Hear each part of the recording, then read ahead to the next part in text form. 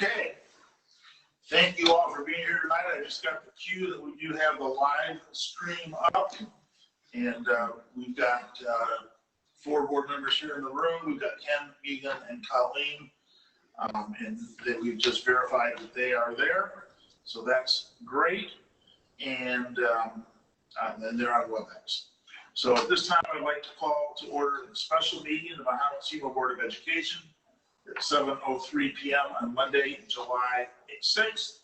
At this time, I'd like to remind anyone attending in person to sign in and silence phones. I'd like to remind anyone that likes to speak this evening to facilitate an effective meeting. If you want to make comments to the board, to read the visitor guidelines, which are found on the table outside, and get those meet your sheet to Dawn.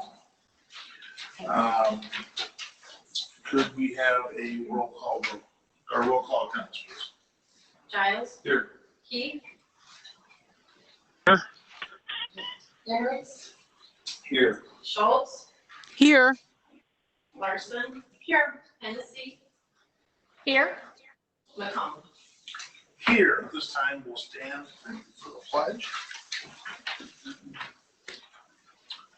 I pledge allegiance to the flag of the United States of America and to the republic for which it stands, one nation, under God, indivisible, with liberty and justice for all. Thank you, everyone. Board members, you have seen the agenda. What I would like to propose was a proposal that was made this afternoon by Mrs. Hennessy, that we take public comment and move that. What I'd like to do is, once we get into the meeting, to have Dr. Hall present the reopening plan as it was together by the task force. And so everyone's got a good understanding of what's in the plan. Do that first and take probably 20 minutes or so to do that. And then we would do public comment. Then we would have a board discussion on the plan. So if everyone's okay with that shift in the agenda, is there a motion to approve the agenda with those changes? So moved. Second. Got a motion or a second to do that. Board members, any other discussion on that? Do you feel like it would be beneficial to have the board discussion take place before the public comment in case that answers some questions as well, or? I think we'll go ahead and hear from the public. Okay. I think the public appreciate hearing that before the board discussion, I think. Okay. All right, any other questions? Go ahead, roll call vote, please. Larson? Yes. Hendricks? Yes. Giles? Yes. Hennessy? Yes. Keith? Yes. Schultz? Yes. McCombs? Yes. So that being said,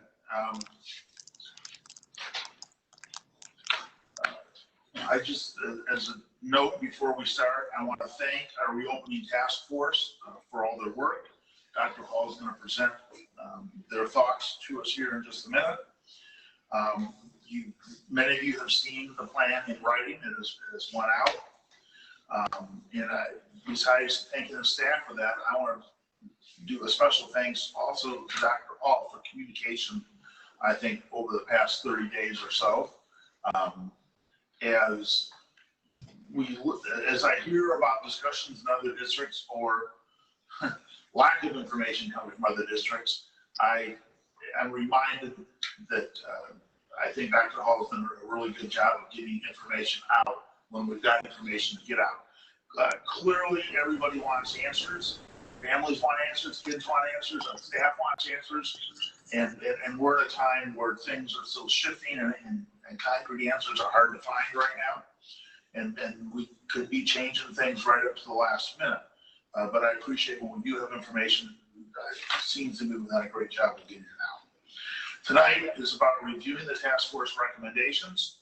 It's about listening to the public and what their thoughts are on the matter. It's about the board being able to ask questions, providing input, And then at the end of the evening, hopefully providing the task force with some more specific direction as they continue to move forward to craft the opening plan. So that's kind of what we're doing tonight. We will not vote on a detailed plan per se, because there's not a detailed plan to vote on right now. But hopefully we'll be able to give them some general direction as to where we'd like the task force to go. So that's what tonight is about and what we're hoping to get accomplished. And we will turn it over to Dr. Hall, and she can go through the plan as it was put together by the task force. Great. Well, thank you. I have an amazing team to work with, and so that certainly helps me every day do my job. When I say team, I mean not just close to me, but the entire staff, community, and parents. So thank you, and it's really nice to have people in this room once again. So appreciate those of you have come, and we have a lot of people apparently on the link as well. So it's great. That's great.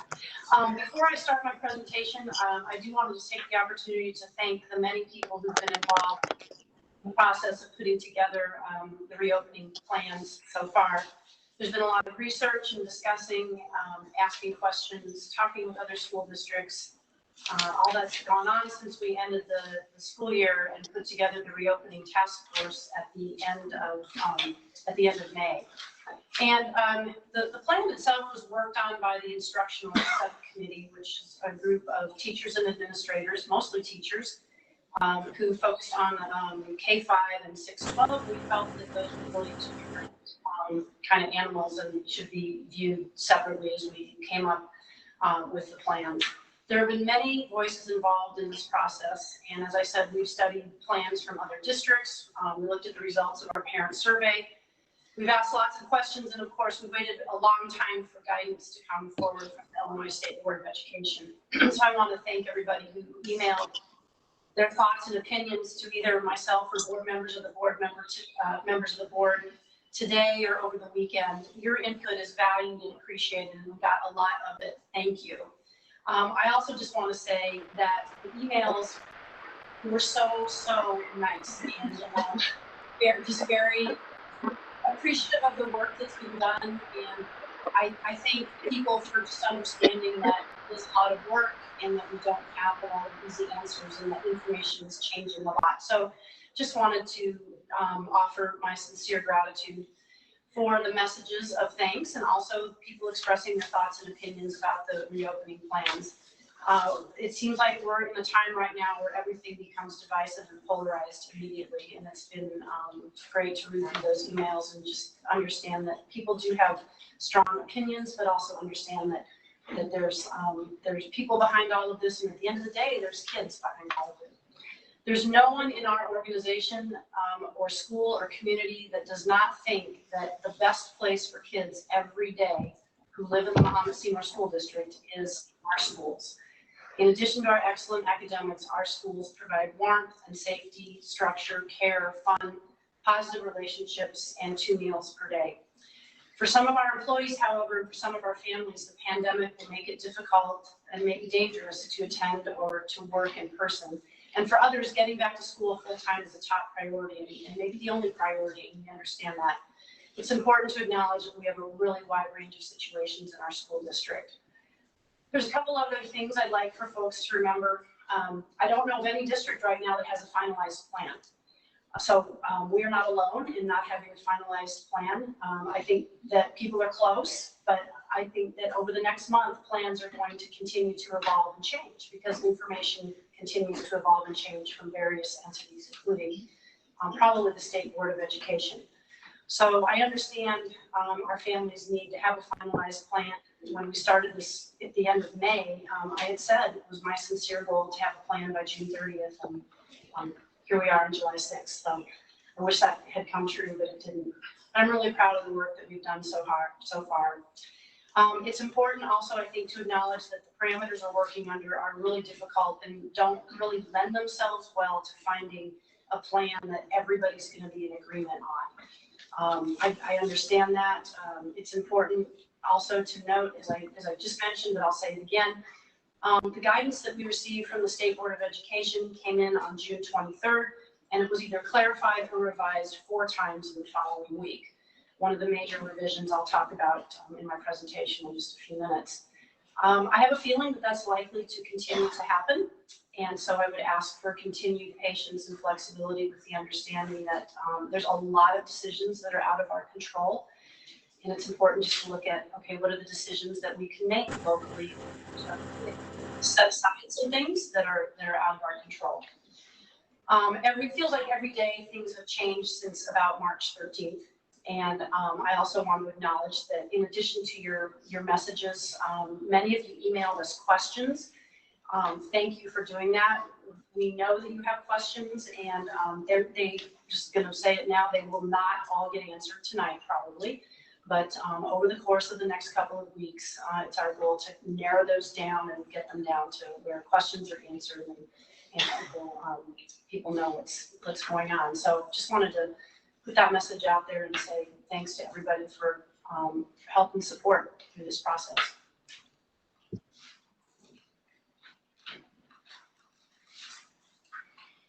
My goal next is to share the screen. She's going to it's kind of big. Let me try again.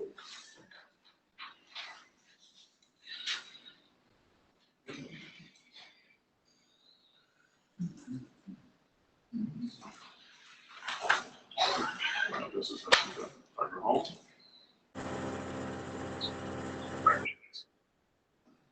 There you go. There we go.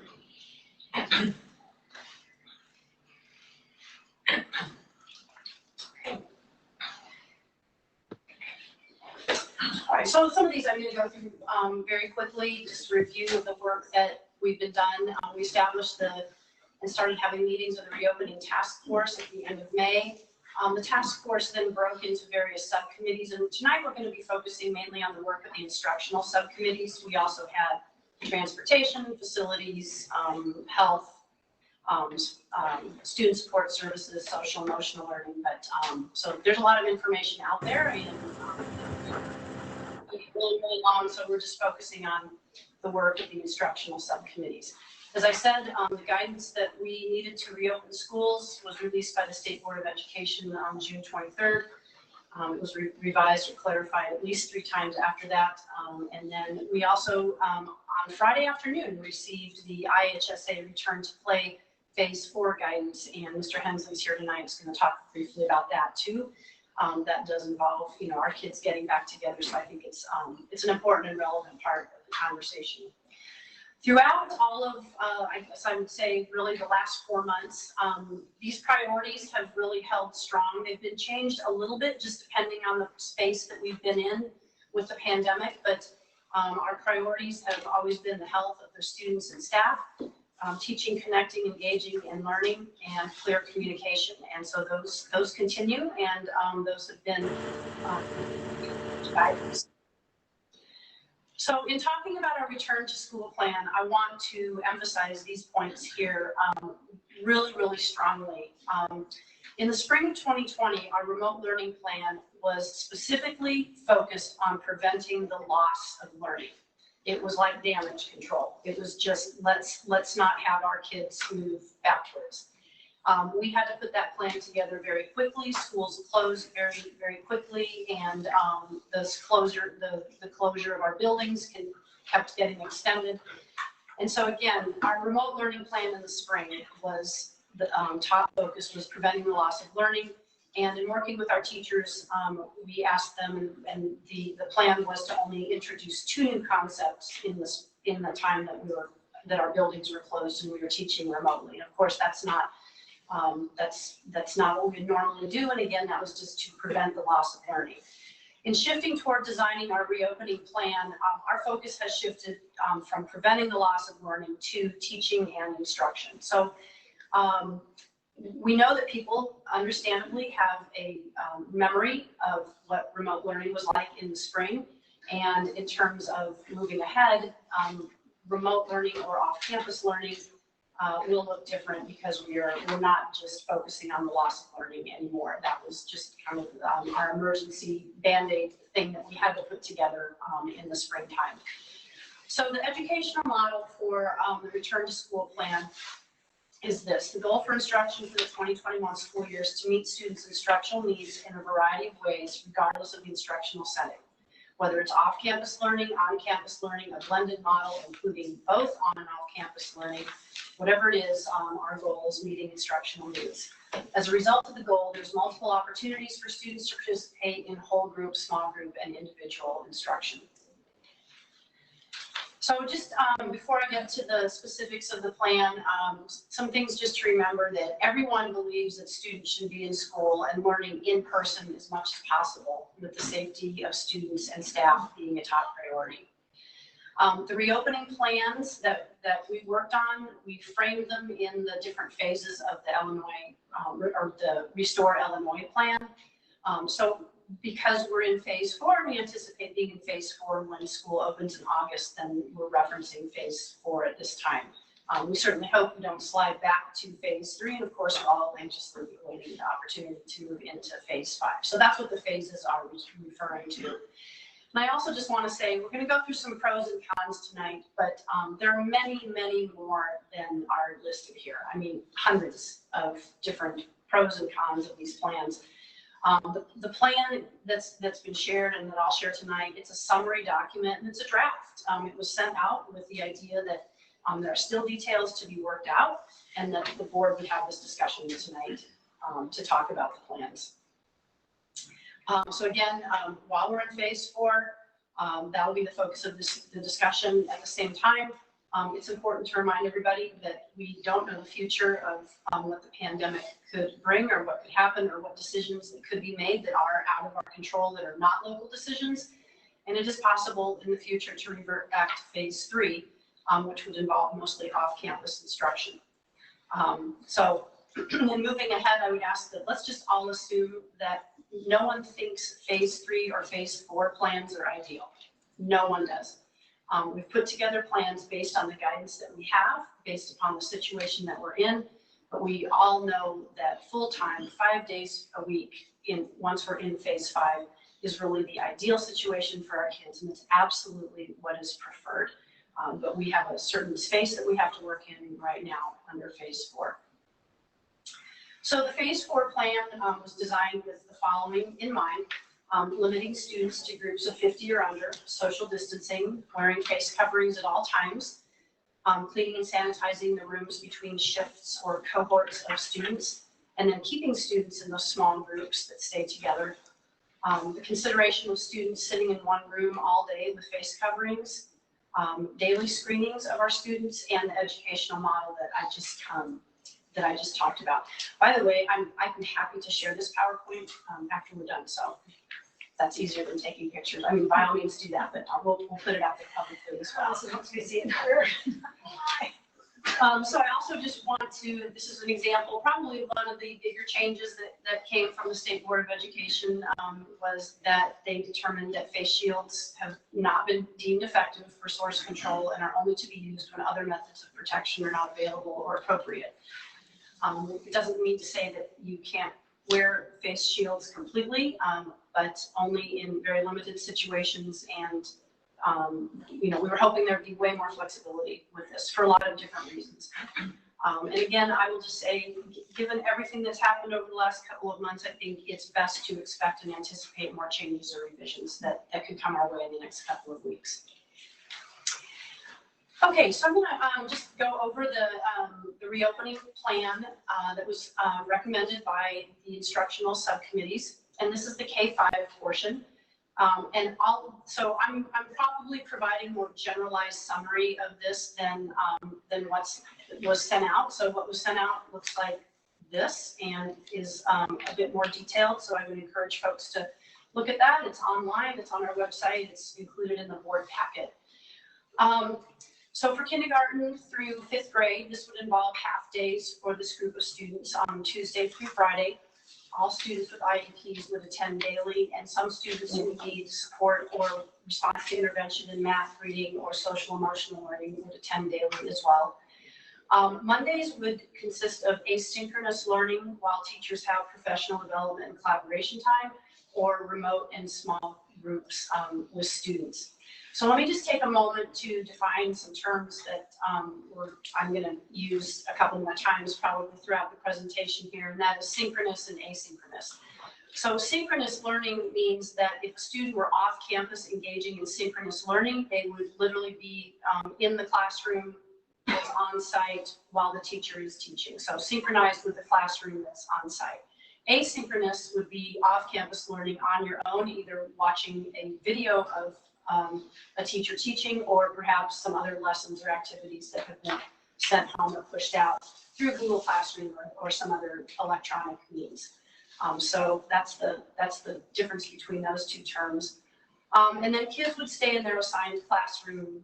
When I say all day, I mean for the portion of the day that they're in school.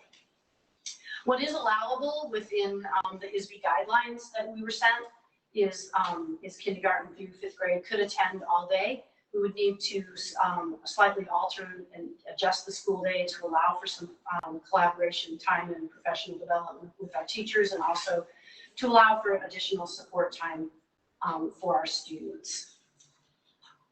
So just to review some of the pros and cons of this, and let me just, once again, I will emphasize strongly, this is not an all-inclusive list. It's just some of the main things, and just because there's more on the, some of these carry way more weight than others as well. So just because there's more on one side or the other doesn't really mean anything. It just picked out some of the bigger pros and cons to share publicly tonight. This plan would allow for social distancing. It would allow for daily contact with teachers. Students would have a shorter time than their assigned classrooms and seats as opposed to all day. Teachers would have fewer students to work with at one time with more individualized instruction. There's built-in professional development and collab time, and we would be able to sanitize the rooms between the shifts.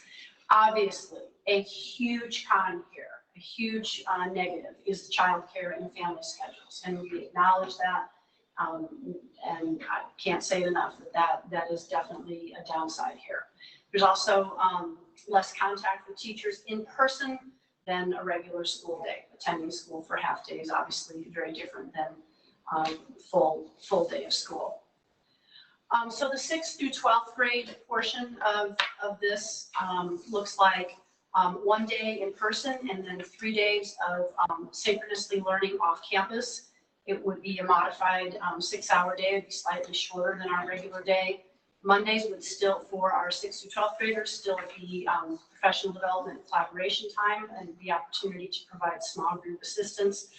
Campuses would be accessible during those off-campus learning days through a sign-up. So kids could go into school for like an appointment with teachers on those days.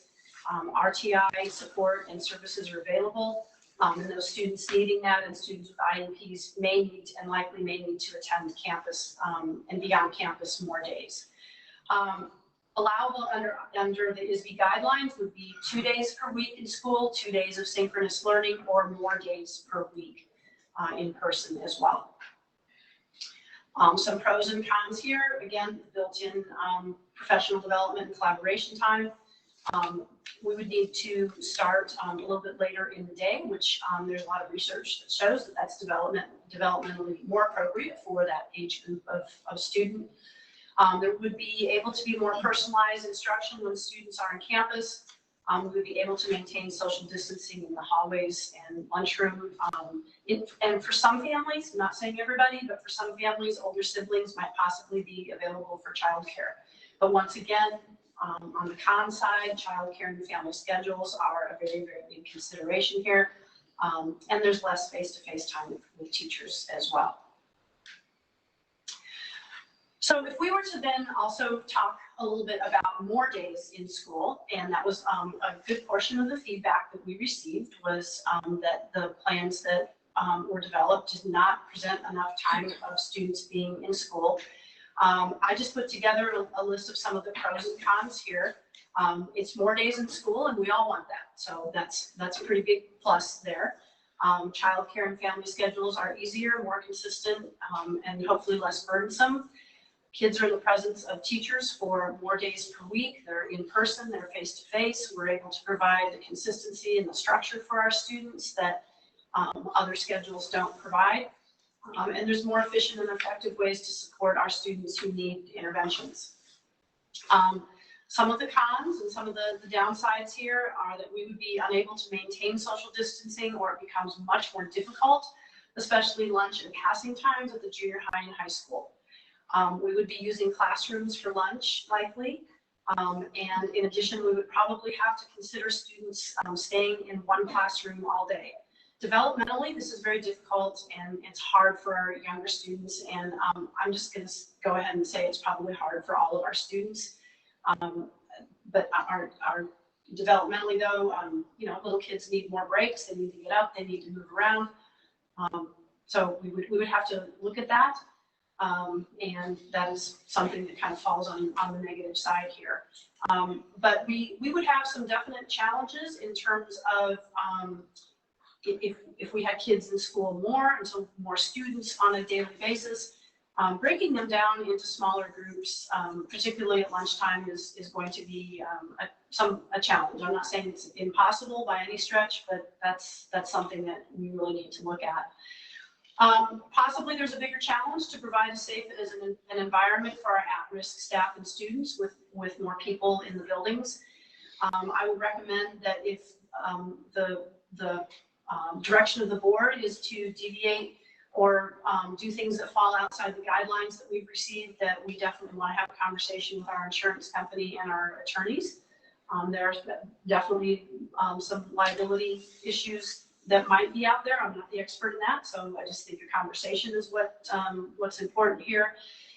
And then I think one thing that we do, another serious problem is that, and again, I'm not saying insurmountable, but something that we deal with all the time, even under conditions outside of the pandemic, is we have a real shortage, genuine shortage of substitute teachers.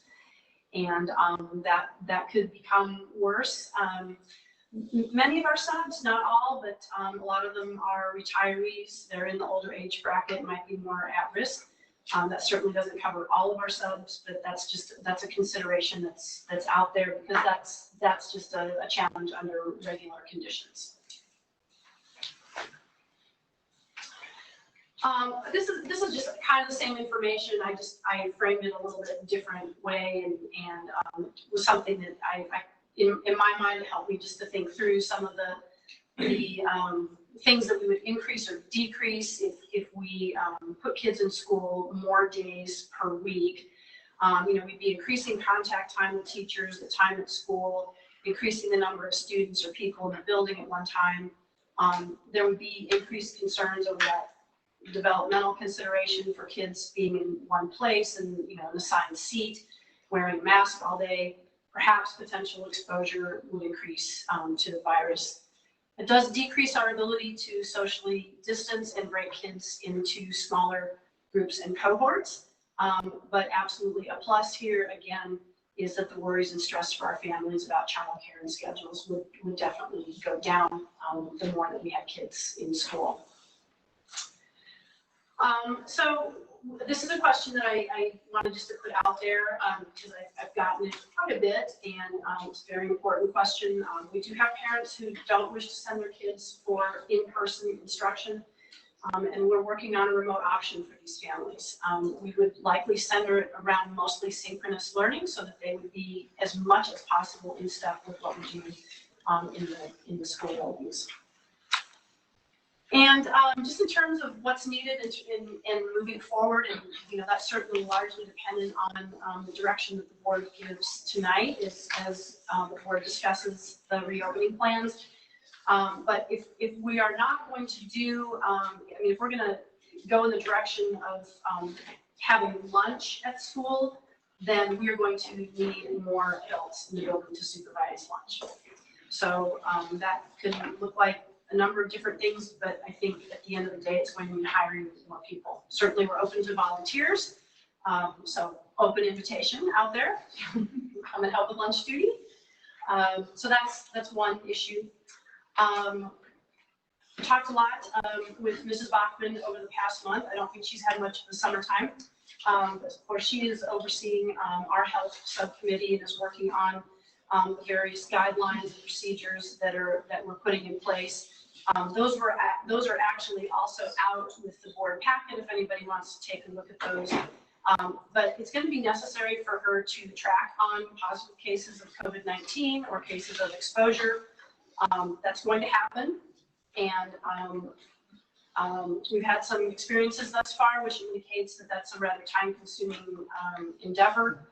And if those cases grow in number, then that's going to be something that she spends quite a bit of time on. She's the appropriate person to do that, being an RN and being our district nurse. But I do see a need to hire some part-time educational office professionals. That's the name that we give to our administrative assistants in our school buildings. They can take on some of Mrs. Bachman's duties, so her time can be freed up to track on cases. And then those folks could also help with the screening that we will need to do with students each day. If we offer multiple options for families, we're going to need a coordinator of some type to track on our kids' status, meaning what plan are they on? Are they remote learning? Are they not remote learning?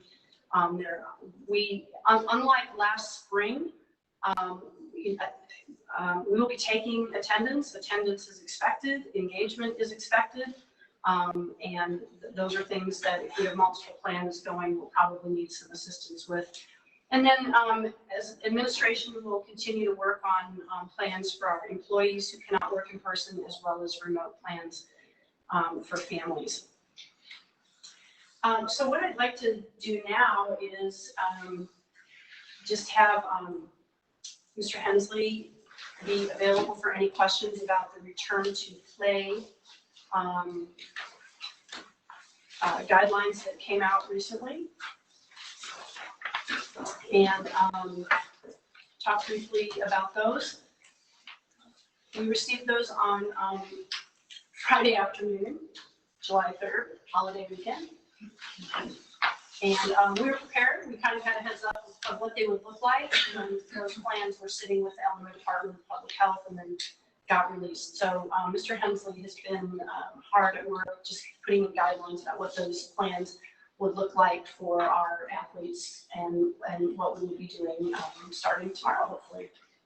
So we were pretty excited a couple of weeks ago to be able to bring our kids back on campus for strength and conditioning. Our coaches were excited, our kids were excited. It was good to see them back on campus. And then, as you may or may not know, we have historically taken the week of July 4th off as kind of self-imposed Ed week. So it turned out to be pretty convenient timing. We were dealing with some issues with some students who had contracted the virus. And that allowed us kind of a window of time for that, kind of those incidents to pass through. We were waiting for the IHSA's additional guidance. As Dr. Hall said, it came out last Friday. We felt like we were pretty prepared for that. We had not only an overarching plan, which deals from everything to individual practice, sport-specific practices with equipment, it addresses transportation, it addresses how we're going to clean our facilities. And then we also have individual plans for each of our sport teams. So, for example, we're very fortunate because we've been able to disperse our teams across multiple campuses. So football is working at the high school, but they're outside primarily. Volleyball will be at the high school in the gym. Girls basketball is using this facility. Boys basketball is using the junior high facility. So we've been able to eliminate a lot of that. Unfortunately, in many ways, we eliminate a lot of that social path crossing between our student athletes. So we feel like we're in a pretty good shape. The one thing we are doing that's probably our biggest hurdle is we're opening up the weight room. We'll have 2 teams using the weight room right now, but we've isolated the specific areas of the weight room we're using, educated the coaches who have in turn educated the kids on the proper cleaning protocol for the weight room, as well as our maintenance staff.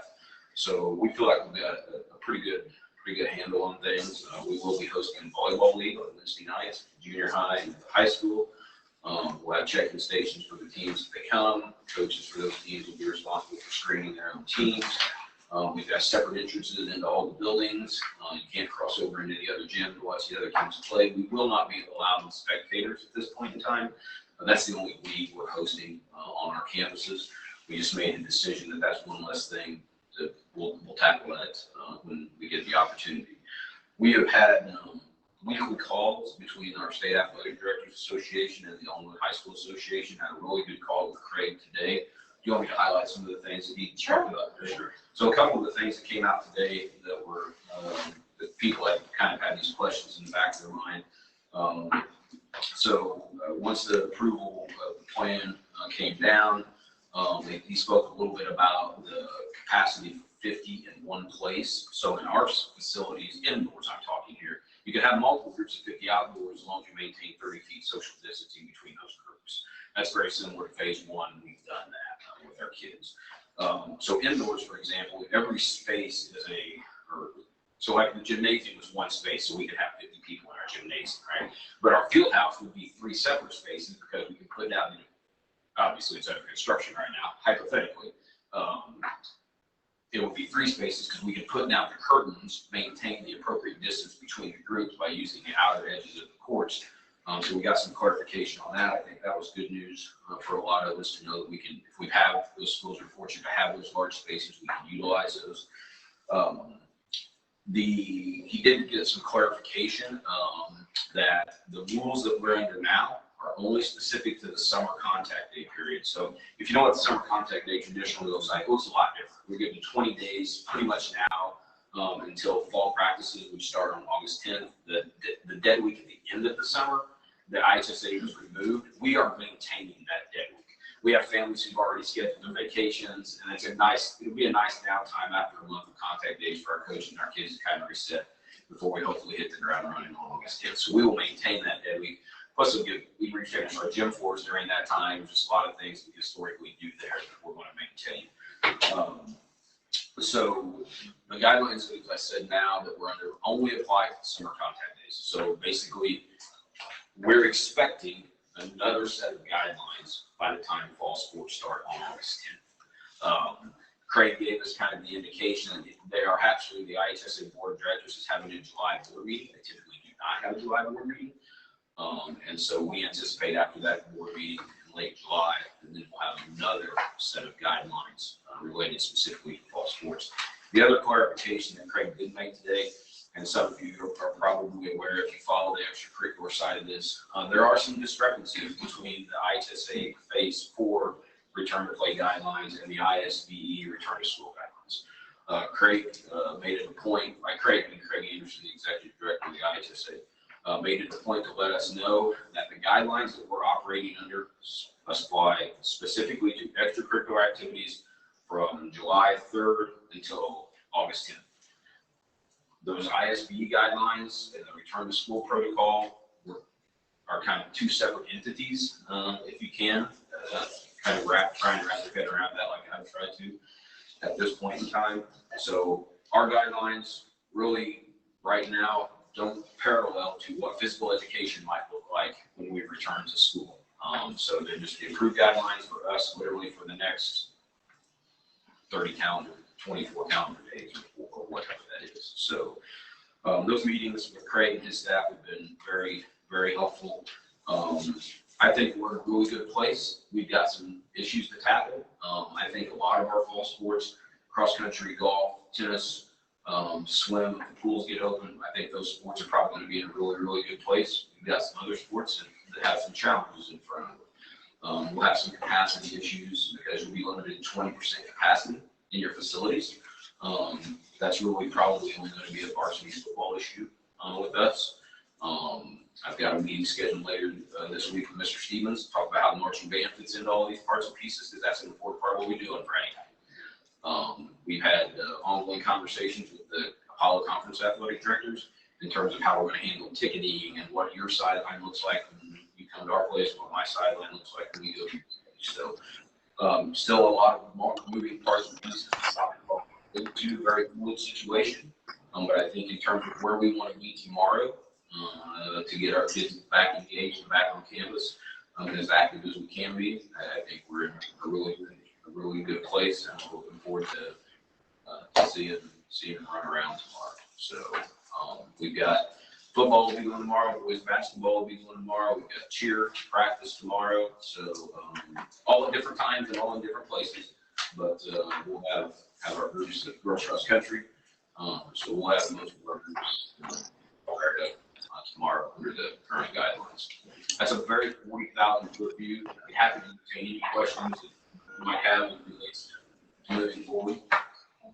Is the athletic trainer screening all of those groups like you had done during the strength and conditioning? So I talked to Chris today. He's back to work full time at the clinic, and so we've got to do some work on what our schedule is going to look like in terms. The short answer to your question is no, but Chris and I are dialoguing about how we can engage him to make that happen. So Matt, when is the, and I don't know, because I don't have a kid in a fall sport this year, when is that first scheduled athletic competition for a fall sport? oh boy, I'm going to guess boys golf probably about August 16th at the Urbana kickoff tournament. I could be wrong on that. Okay, But that's that week this will start. Golf will start. Yeah, golf will start. Boys and girls golf will start prior to any other of our in terms of competitions. So Matt, we've got, I should say, guidelines for these summer contact days, but we don't have this fall guidelines yet. Correct. Right? We anticipate some things. We anticipate some things like 20% capacity and whatever.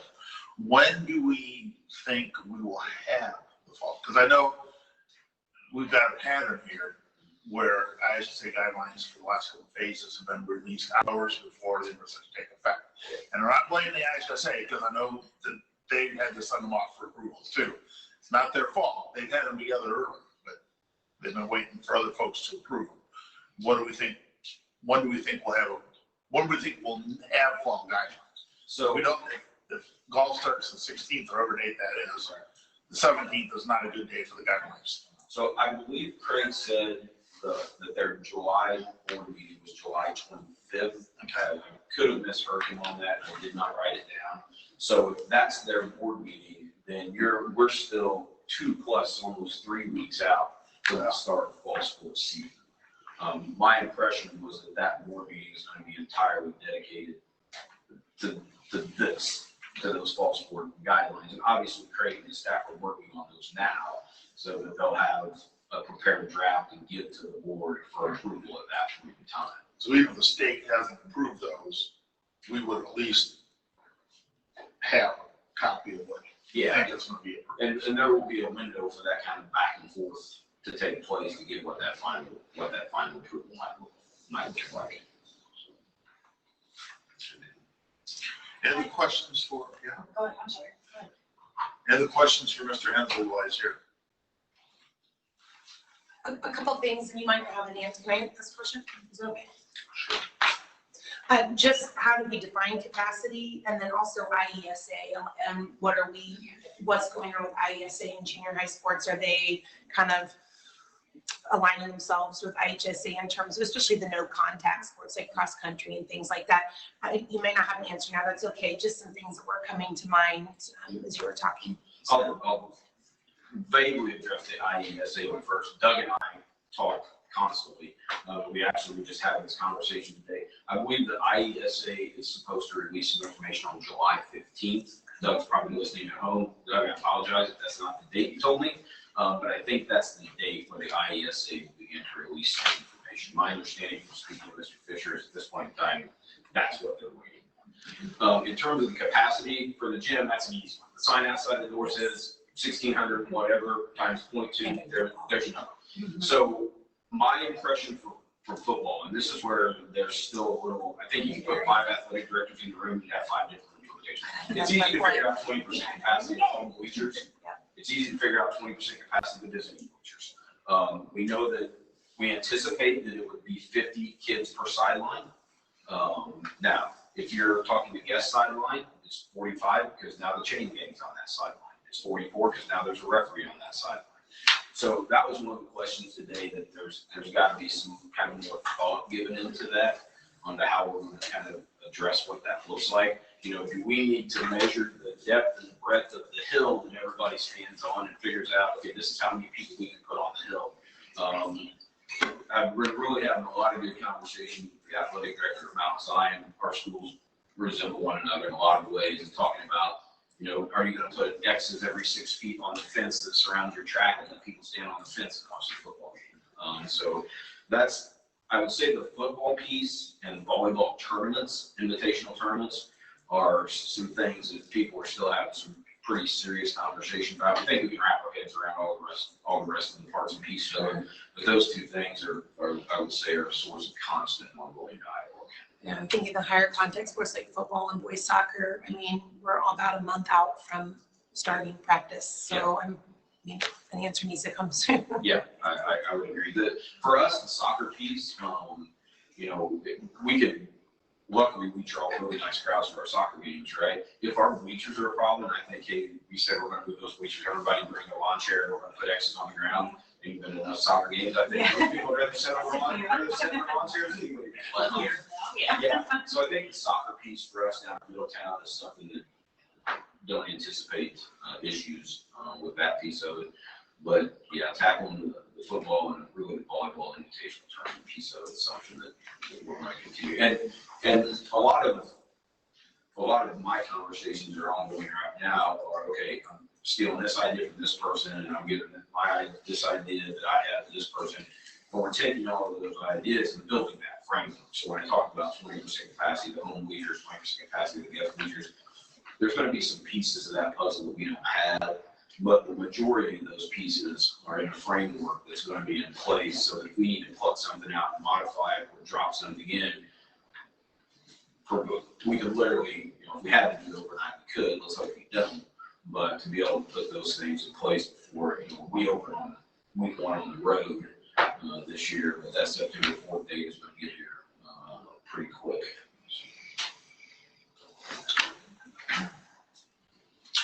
Thank you. Well, all right. Can I just quickly offer my thanks to, tonight I reported on the plan because there's people that were much more involved than I was in coming up with the reopening plan. So I want to just offer my thanks to Dr. Rummel and to Mrs. Northrop and their respective committees, subcommittees for working on that. It was a lot of time, a lot of consideration, and a lot of moving parts. So thanks to them, and I appreciate all their work and help and all the people that were on those groups. Okay. We're going to move into public input on the reopening plan now that it's been officially presented. And we have some folks, I think, that are here in the room and want to speak during public comment time. And Dawn, we've got some folks on WebEx also, correct? What did I do? Okay. So Dawn right now knows of one person on WebEx that wants to speak. If you're on WebEx right now and didn't let Dawn know you wanted to speak, if you maybe can shoot her an email real quick, dquinley@ms.k12.io.us. That would help us to know what we've got out there. Let's start. I'm looking at our topics. I'm going to assume that's reopening. So let's start with Laura. Let's start with you. Yeah, mine is probably more tangentially related to the reopening. So get that one out of the way.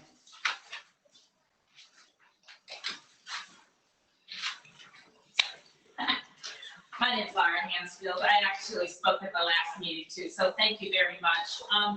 If one thing the pandemic has done is it's brought systemic inequities into very high relief. I think most of us recognize that.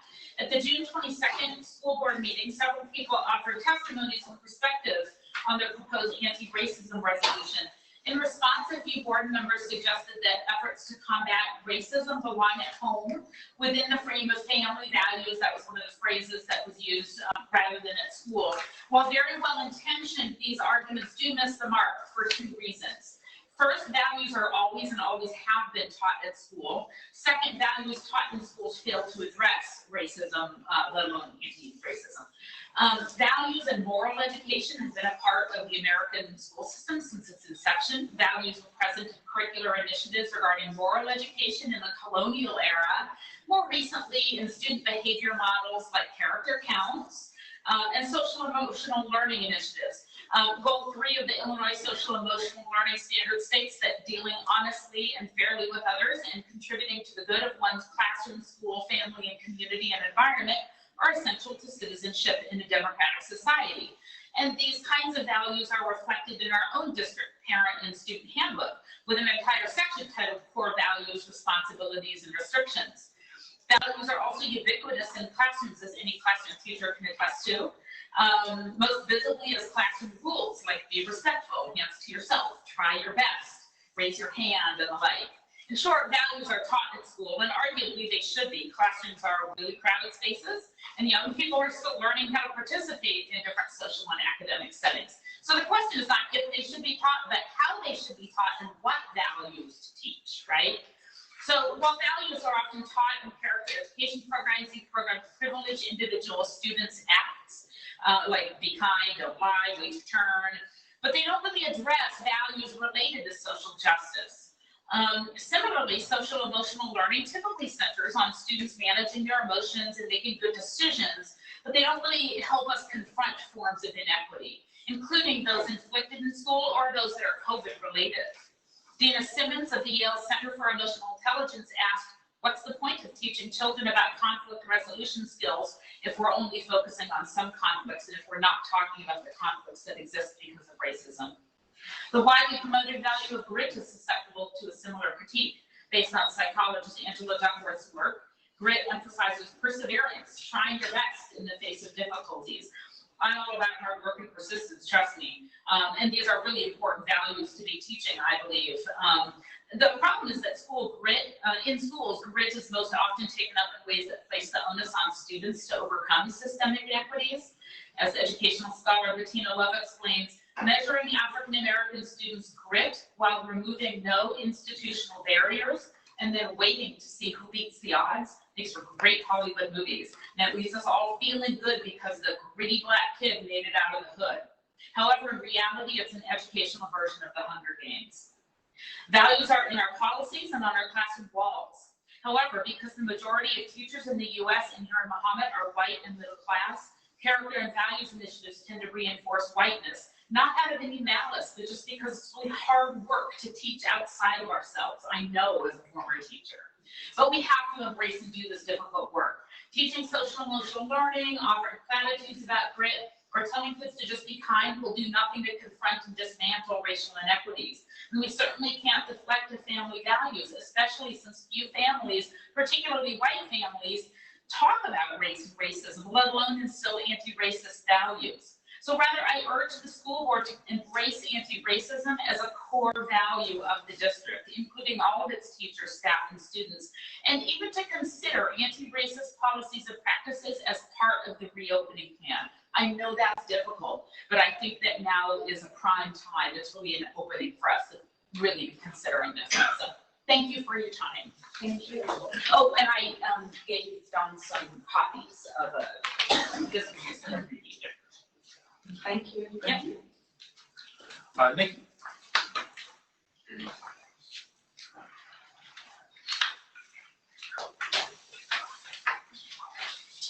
Good evening. I've spoken at the last, a couple different meetings. I had Dawn read my comments, but my name is Vicki Gallagher. I'm a 15-year resident in Mahomet with 3 children between the junior high and high school. I'm also a 20-year educator who personally experienced last spring's remote learning with my students as well as my own children. I acknowledge the difficult and critical nature of this situation.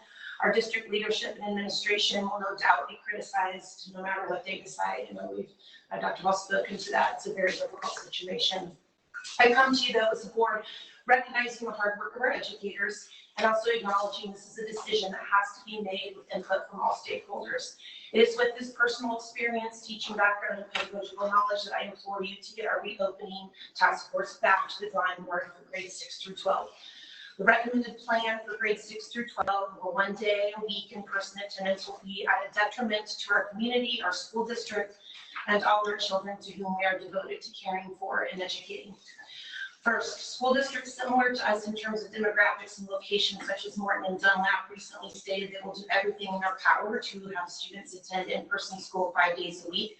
Noblesville, Indiana, also a school district similar to us, revealed their plan where families will have a choice, remote learning or attend in-person school. Families will get the opportunity to choose what is best for their needs in 9-week increments. Hardin County, Kentucky just revealed their similar plan, I believe, today. Remote learners will be taught via Admitum, an outsourced remote learning platform, while in-class teachers will focus on their classroom teaching as they always have. Please take a look at the link I shared with you via email to see the details of their plan. I realize time is of the essence, but I believe that most families are willing to wait a little longer to get this right for our children. Second, in education, there's do no harm and least restrictive environment expectation. Grades 6 through 12, attending one day a week will do harm to our children academically, socially, and beyond. The negative impact will be profound and long-lasting. From personal experience, children from all backgrounds and abilities did not thrive under remote learning last spring. Limited participation in online meetings, assignments, and activities led to a concern for academic achievement, mental health and safety, learning gaps, social welfare, and more. My own children were compliant and completed work, but did not learn or retain much content. I've had similar conversations with countless other families who see a huge learning loss at stake if we continue on this path. Remote learning is even worse, and I'm speaking to the choir, that is even worse for our at-risk groups, students of color where the achievement gap is already too wide, students of poverty with limited access and support at home. And this is kind of off the cuff, but with their plan and the teaching and instruction model, I understand it's supposed to be different than the remote learning was, but in essence, it's going to have similar results in the end. It will not be good for our students. And a modified 6-hour day for synchronous learning, research is showing if you're going with that remote learning model, that really 2.5 hours at most is what students should be having online. So a couple things just popped up as we were talking earlier. In the task force document, it suggests some pros to this recommendation, including older siblings being able to care for their younger siblings. This particular pro is placating our parents, yet condescending in its actual meaning. The only job of this task force is to get our students back to school and educate them, period. The one con to this recommendation was listed as less face-to-face time with teachers. There is nothing more powerful than the element of human interaction and relationship between teacher and student to student, caring adult to child. It cannot be replaced or replicated via remote learning. To list it as a con so briefly without emphasizing its significance is disappointing and undervalues the role of educators. One day a week attendance is the most restrictive environment. We can and should do better. It is a matter of equity. Finally, and of utmost importance, our children are being held hostage out of fear and politics. If you look at the actual numbers, children and youth have a very low risk of contracting, spreading, and or dying of COVID. My source is the American Academy of Pediatrics on that. Our children must have access to school, sports, organizations, and all other benefits the school provide. American Academy of Pediatrics guidance, quote, strongly advocates that all policy considerations for the coming school year should start with the goal of having students physically present in the school, end quote. AAP also stated, quote, remote learning is likely to result in severe learning loss and increased social isolation. Social isolation in turn can breed serious social, emotional, and health issues. Child and adolescent physical or sexual abuse, substance abuse, depression, and suicidal ideation, end quote. Please reference the articles I attached in my email. These are just a few of the many recommendations coming out calling for children to attend in-person school this fall. Dr. Fauci was even quoted by CNN as saying children need to get back to in-person school. When we plan out of fear, we risk peace. I'm almost done.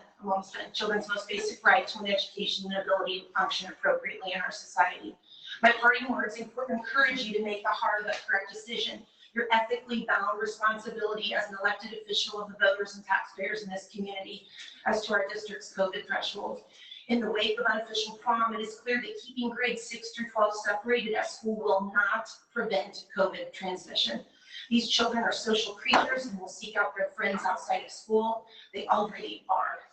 In the case of additional student COVID positivity, which will inevitably happen, we must look at data to inform our decisions.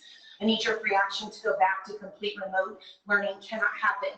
For example, look at our flu numbers from last January and February. How many students and teachers were absent in the peak of flu season? Did we cancel school for that? No, we did not. Thus, we must be reasonable and data-driven when we look to making these decisions based on COVID transmission within our schools. I appreciate the task force and the board's difficult work in this uncharted territory. In situations such as this, the process must be trusted and adhered to. Recommendations proposed, feedback from all stakeholder holders considered along with valid data to support the true climate and then adjustments made based on those conversations. It will take bravery and courage by our board to ask the task force to go back to the drawing board. It will take bravery and courage by our board and task force to challenge some of the unrealistic and unachievable demands by ISBE. I implore you to do this for the sake of our children's future. There is no greater task upon you. Thank you.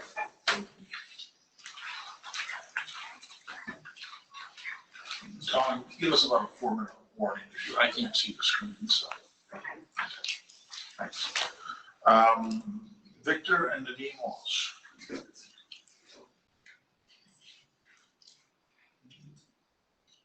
We don't have anything. Don't have anything? Oh, okay. They said you wanted to speak, so I. Huh? We weren't sure if we were gonna want to say something. Okay. Okay, that's fine. You changed mine. Sorry. Okay, WebEx, Dawn, Okay. who do we have on WebEx? Jody, Eisenman, Okay. Jody, are you with us on WebEx? Yes, hello. I am Jody Eisman, and I actually represent District 1 on the Champaign County Board. So I would like to say thank you to all of you board members on the school board, because I know that your job is very tough.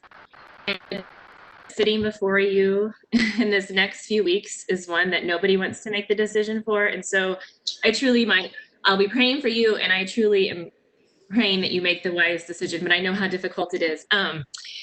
I want to say thank you to the reopening task force, because I know all the time and the effort and everything that it goes putting into making tough decisions like this. But tonight I am actually here as a mom. I want to speak on behalf of parents, because I know that the task force has teachers and administrators, but I think it's also very important, being a board member, to make a decision based on everyone's point of view. So I'm here. I have a daughter who's in 8th grade. I have a son who will be a sophomore, and I am not there in person because I have a 5-year-old that I'm at home with tonight because my husband's farming. So I just believe my heart is absolutely breaking. And just like I know that Dr. Holla expressed, everybody really wants our kids back in school 5 days a week. I know that's where everybody's heart is, and that's what we want. And so unfortunately that can't happen. But I just want the decision to be the most informed decision. And so through all of this, there's so much panic, much fear, and I promise I did not speak with Nikki Gallagher at all, but she said lots of things that I'm going to share too. But we just can't allow this fear of this virus, and I'm speaking specifically to grades 6 to 12 because that's where my kids reside. The fear of the virus outweigh the risk and the consequences that is going to be what happens to our students in the 6th to 12th grades. And I just would like to take a quick look at the numbers, because we do need to make the most informed decisions. And so the numbers is what I feel like from the very beginning, from March 13th, we've heard about from all of the experts, is we need to look at the numbers and what's the virus doing. So I did a quick reevaluation of the numbers today. I did it during our county board meeting a month or two ago. The population of Champaign County is approximately 209,000 people. We have had 948 positive cases in Champaign County and 13 deaths. Why we would like to say that there is a smaller number, that is our numbers, but that number, the percentage of people impacted in Champaign County is 0.004%. Less than 1% of our county has even contacted this virus. And then our death rate is 0.000062. And so my whole thing is we are thinking our children are missing out, and things are being taken from them for a virus when they aren't even in this high risk group. And I know recently, and I just, obviously my son's in football, so I'm very well aware of the outbreak that has been happening at the high school. And all of them except for one has had 0 symptoms. And the one that had symptoms, it was a cold-like symptom. These boys and girls are, now I will say there are children that are at higher risk. And so absolutely parents make the most informed decision based on your student and your child, and they know their health better than anybody else. Jody, The majority. you got 1 minute left. I'm sorry. You're down to a minute. Okay, but to take all of this away from them, I just feel like the numbers in Champaign County, are they really worth all that we are risking? Because my concern is that truly the consequences that come from going to remote learning, which there's so many problems with it. We live out in the country. Our internet the connection is unstable. It's not reliable. It was supposed to take an hour to do something. And so my kids, it took 4 hours. We have unlimited data, but for some reason it slows down once you hit a certain number. There's all of these things that go into it. Remote learning is the most frustrating thing that we have. We've got to get them back in person. And one of the things I noticed is that the American Academy of Pediatrics did recommend outdoor schooling or taking them outdoors whenever possible. The junior high has 13 acres across the road. That's beautiful. Let's get them out. These first few months of August, September, and October, when there are no illnesses, typically when it's not the cold and flu season, I just feel like get them in there, get them outside. The high school has all those woods around them. Is it a liability? Yes. So you would need to check with the lawyers and insurance and all of that. But I just wish that we could really re-examine what we are doing for 6th to 12th graders, because like Nikki said, this is the core of their being, is social interaction and their peers. And so they are doing it outside of classroom time, and they're going to do it. And so I would rather have them in a controlled environment where our teachers are wearing masks, where they're wearing their masks, where the teachers are able to make sure that the environment, that is the best place for them. And I know that we all know it, but I just want to make sure that we just stop and take a breath and look at the numbers in our county and what Chicago does versus Champaign County should not be the same. Like, they need to take way more precautions. And so 1 day a week in person, that is not acceptable at all. That is not going to give our kids the excellent education that they've come to expect from Mahomet school districts. And one last thing, I just want to say that the consequences are far more, we can't even begin to measure them yet. They're going to be in the future. And so just a few of those would be lost opportunities for any academic athletic scholarships. How will you measure that? Future academic performance, the amount of education that's going to be lost. You cannot ever replicate that in-person one-on-one with a teacher. And so there's just a number of things that are lost. I'm going to end with 3 questions. And this is what we all need to ask ourselves. What is the absolute best for the students, the families, and the teachers?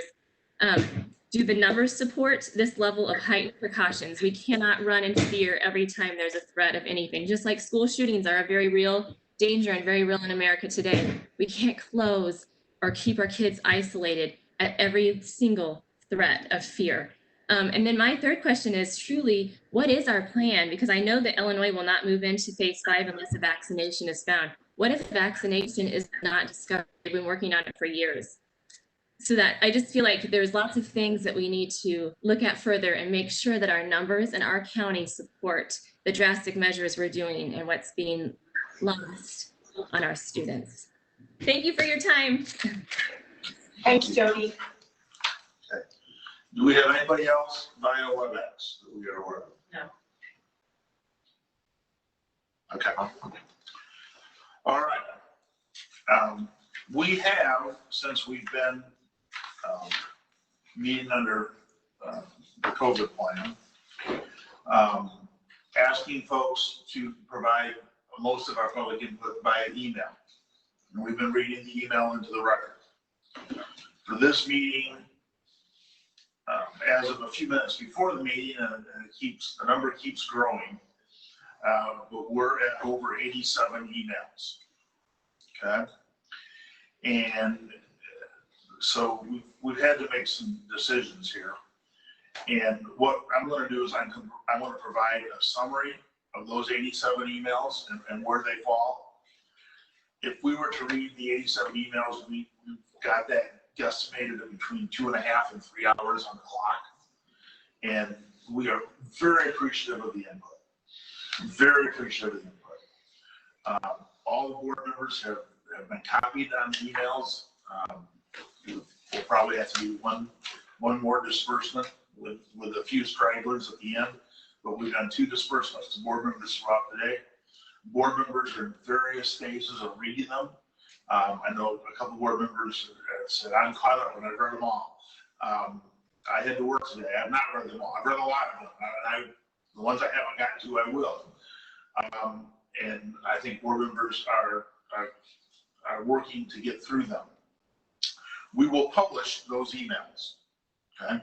You ask, they go in the record, we'll put them in the record, your name will be attached to them. We will not publish anyone's contact information. Okay, because if we were to read them into the record, we would read what you said and your names. But we really think rather than spending 2.5 or 3 hours and reading 90 emails now, I think at this point, we'd rather spend the time discussing some of the things y'all email us about. And so that's the decision we're going to make tonight. But the 87 we had as of about 30 minutes before when the meeting started. Here's how they broke down, just so everybody is aware. And we just created some categories and tried to fit emails into categories the best we could. All right. But out of the 87 emails, 4 of them, the main focus of the email was we are in favor of the teacher proposed plan.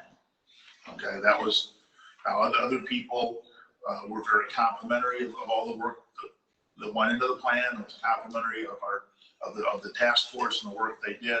But 4 of the emails specifically was we like the task force plan.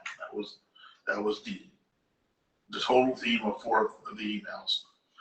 1 of the 87 emails spoke that they wanted us to stay true to the ISB guidelines. Okay, and that was the main thrust of that email. 47 emails were in favor of full in-person instruction. Okay, they talked about a return 5 days a week to in-person learning. 47 out of the 87. 12 of them talked about we really need 2 options. We need a full person return, in-person return, and we need a remote option. Okay, and so that was the main theme of 12 of the emails, that we need alternatives. And that those are the 2 alternatives they would like. 5 of the emails talked about what we really just need to do is remote. Do remote. Favor of full remote, 5 emails.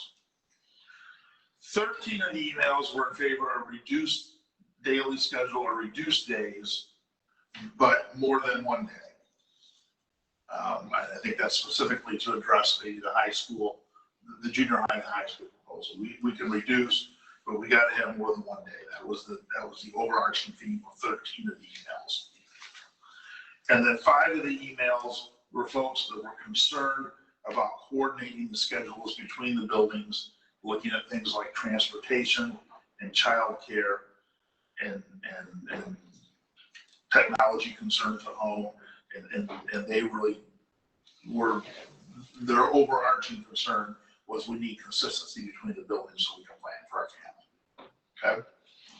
So again, those are the very general categories. I want to thank Dawn for spending hours literally this afternoon categorizing those for us. Board members have the complete deck as we had it at what, maybe 5 o'clock or so? About 4. Things that have arrived since 4 o'clock, you will get in the morning, and you will have a chance to read them all. And I want you to know, again, if you send an email, we are appreciative of it. They either have been read by all the board members or they will be, and they will be on public display just like they would have been if we would have read them all tonight. Okay. And I hope you understand what we're trying to do here. We're not trying to diminish anyone's voice. We're not trying to send a message that emails weren't important. But clearly this is a huge issue for our school district.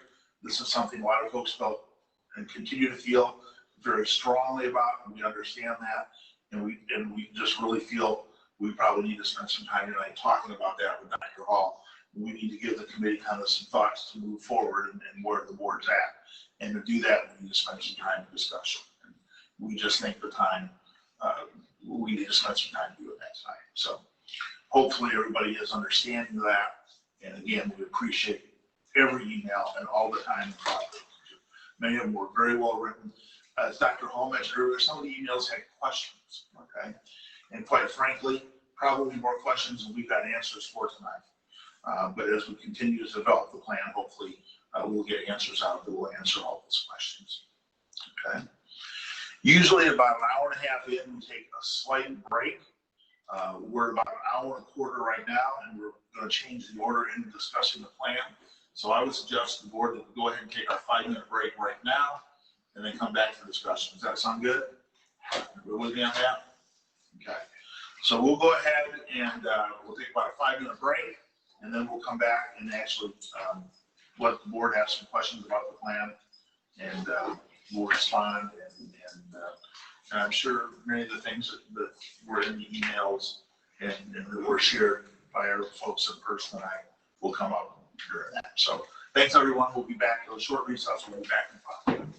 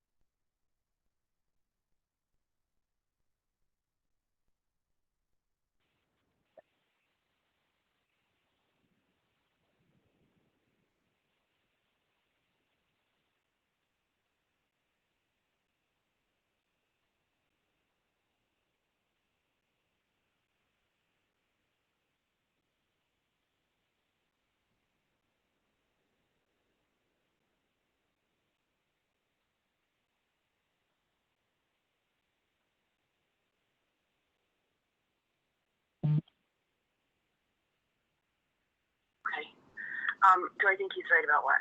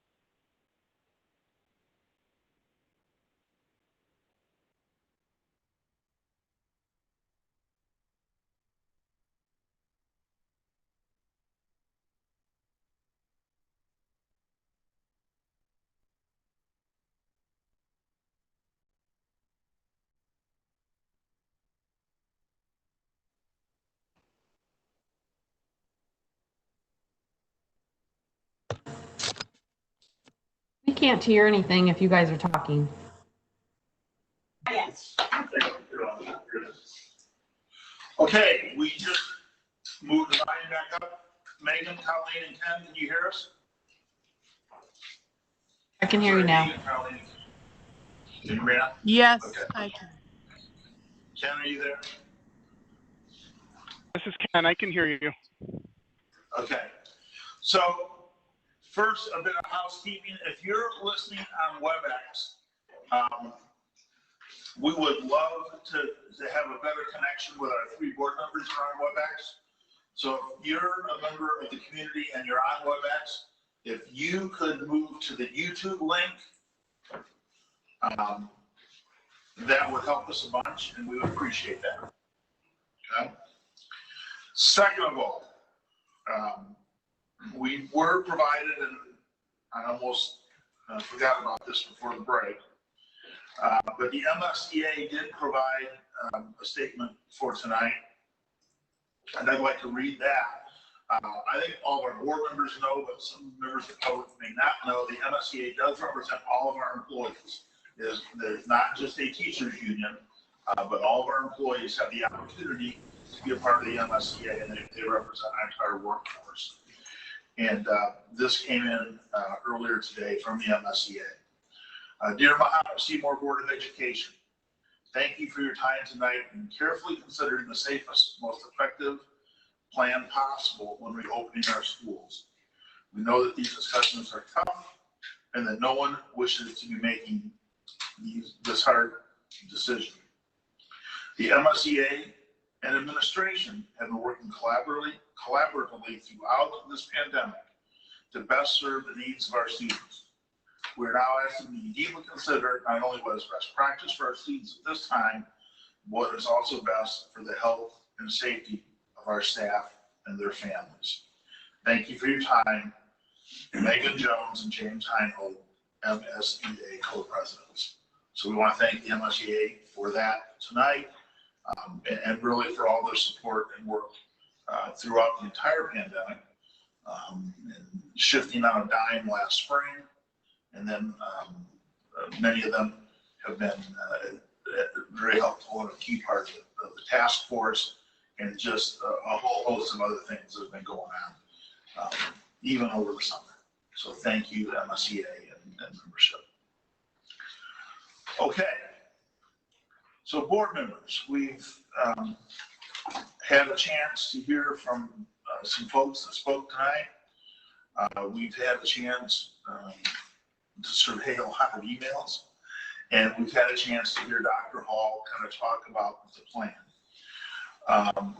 as is presented by the task force. I'm going to, I guess, at this time, throw it open for questions for Dr. Hall or comments from board members. Hey, Max, this is, oh, sorry. Yeah. Go ahead, Megan. It's okay. Oh, thanks. I was hoping for a little bit of guidance from Dr. Hall to understand what questions she needs answered from us tonight.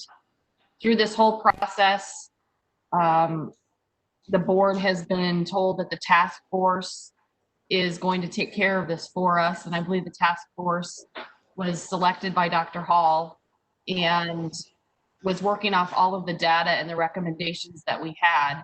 And I'm just unclear how to frame my questions in my discussion tonight unless I understand what it is that she needs from the board tonight. I've heard that this is a plan that is in flux and isn't finalized, but then I also heard that we're supposed to provide direction. So it would be helpful to me to understand where that direction is required and what are the questions that she needs answered in order to move forward.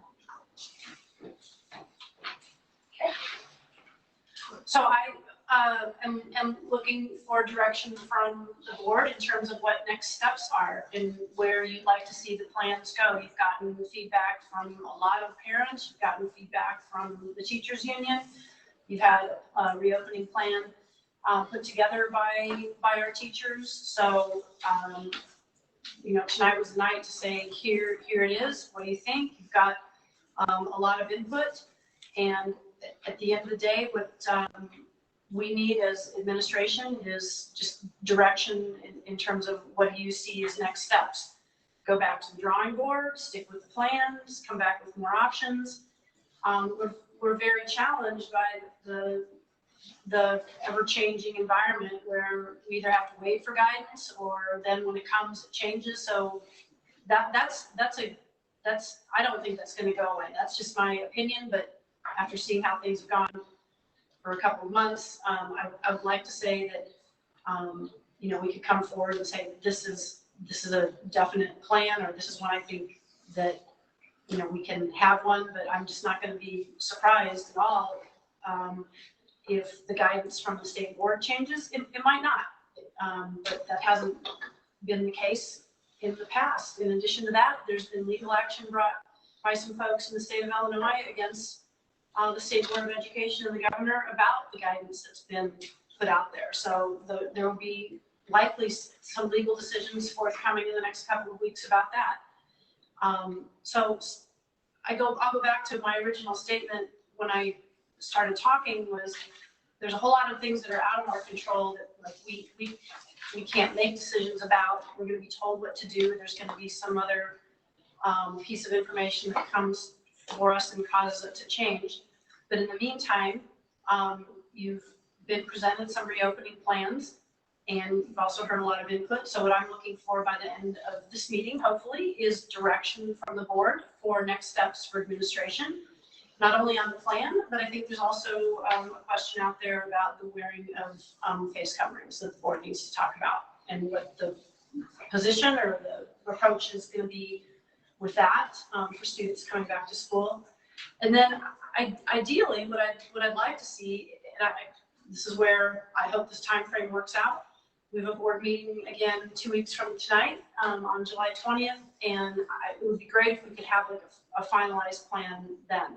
And I would call it finalized, but with an asterisk that we might need to readjust. Because at that point, we're about 3.5 weeks out from starting school, and completely understand people need to know what it is that that the plan is going to be. So I guess my question though, oh, I'm sorry, go ahead. No, I just said I hope that helps. That's what I was looking okay. for out of tonight's discussion. Okay. I guess where I'm struggling is back in May, when we talked about the task force being created. I think I volunteered to be on the task force. I think Colleen volunteered to be on the task force. I think Ken asked to be on the task force. And at that point in time, your communication to the board was that it wasn't appropriate for the board to be in that level of detail. So I guess where I'm struggling tonight is I got this plan at the same time that the public got this plan on Thursday, and I have not had any of the details about what the decision processes were that you went through, what the data points were that helped them formulate their recommendation. I don't know that I have enough information to feel like I can overrule the recommendations that have been made to us by a task force that was put together of professionals who I have no reason to believe didn't have all of the relevant data points. And it was communicated to us that the task force was made up of the right stakeholders that included administrators and in all respects of the teaching environment, and that task force was reaching out and getting the information that they needed in order to make those recommendations. And I have no reason to believe that what they put forth in their recommendations isn't their best work. I feel like going back now without any of the background information and understanding all of those little decision points that they went through and second guessing on what a morning quarterback assessment of what went on would be unfair.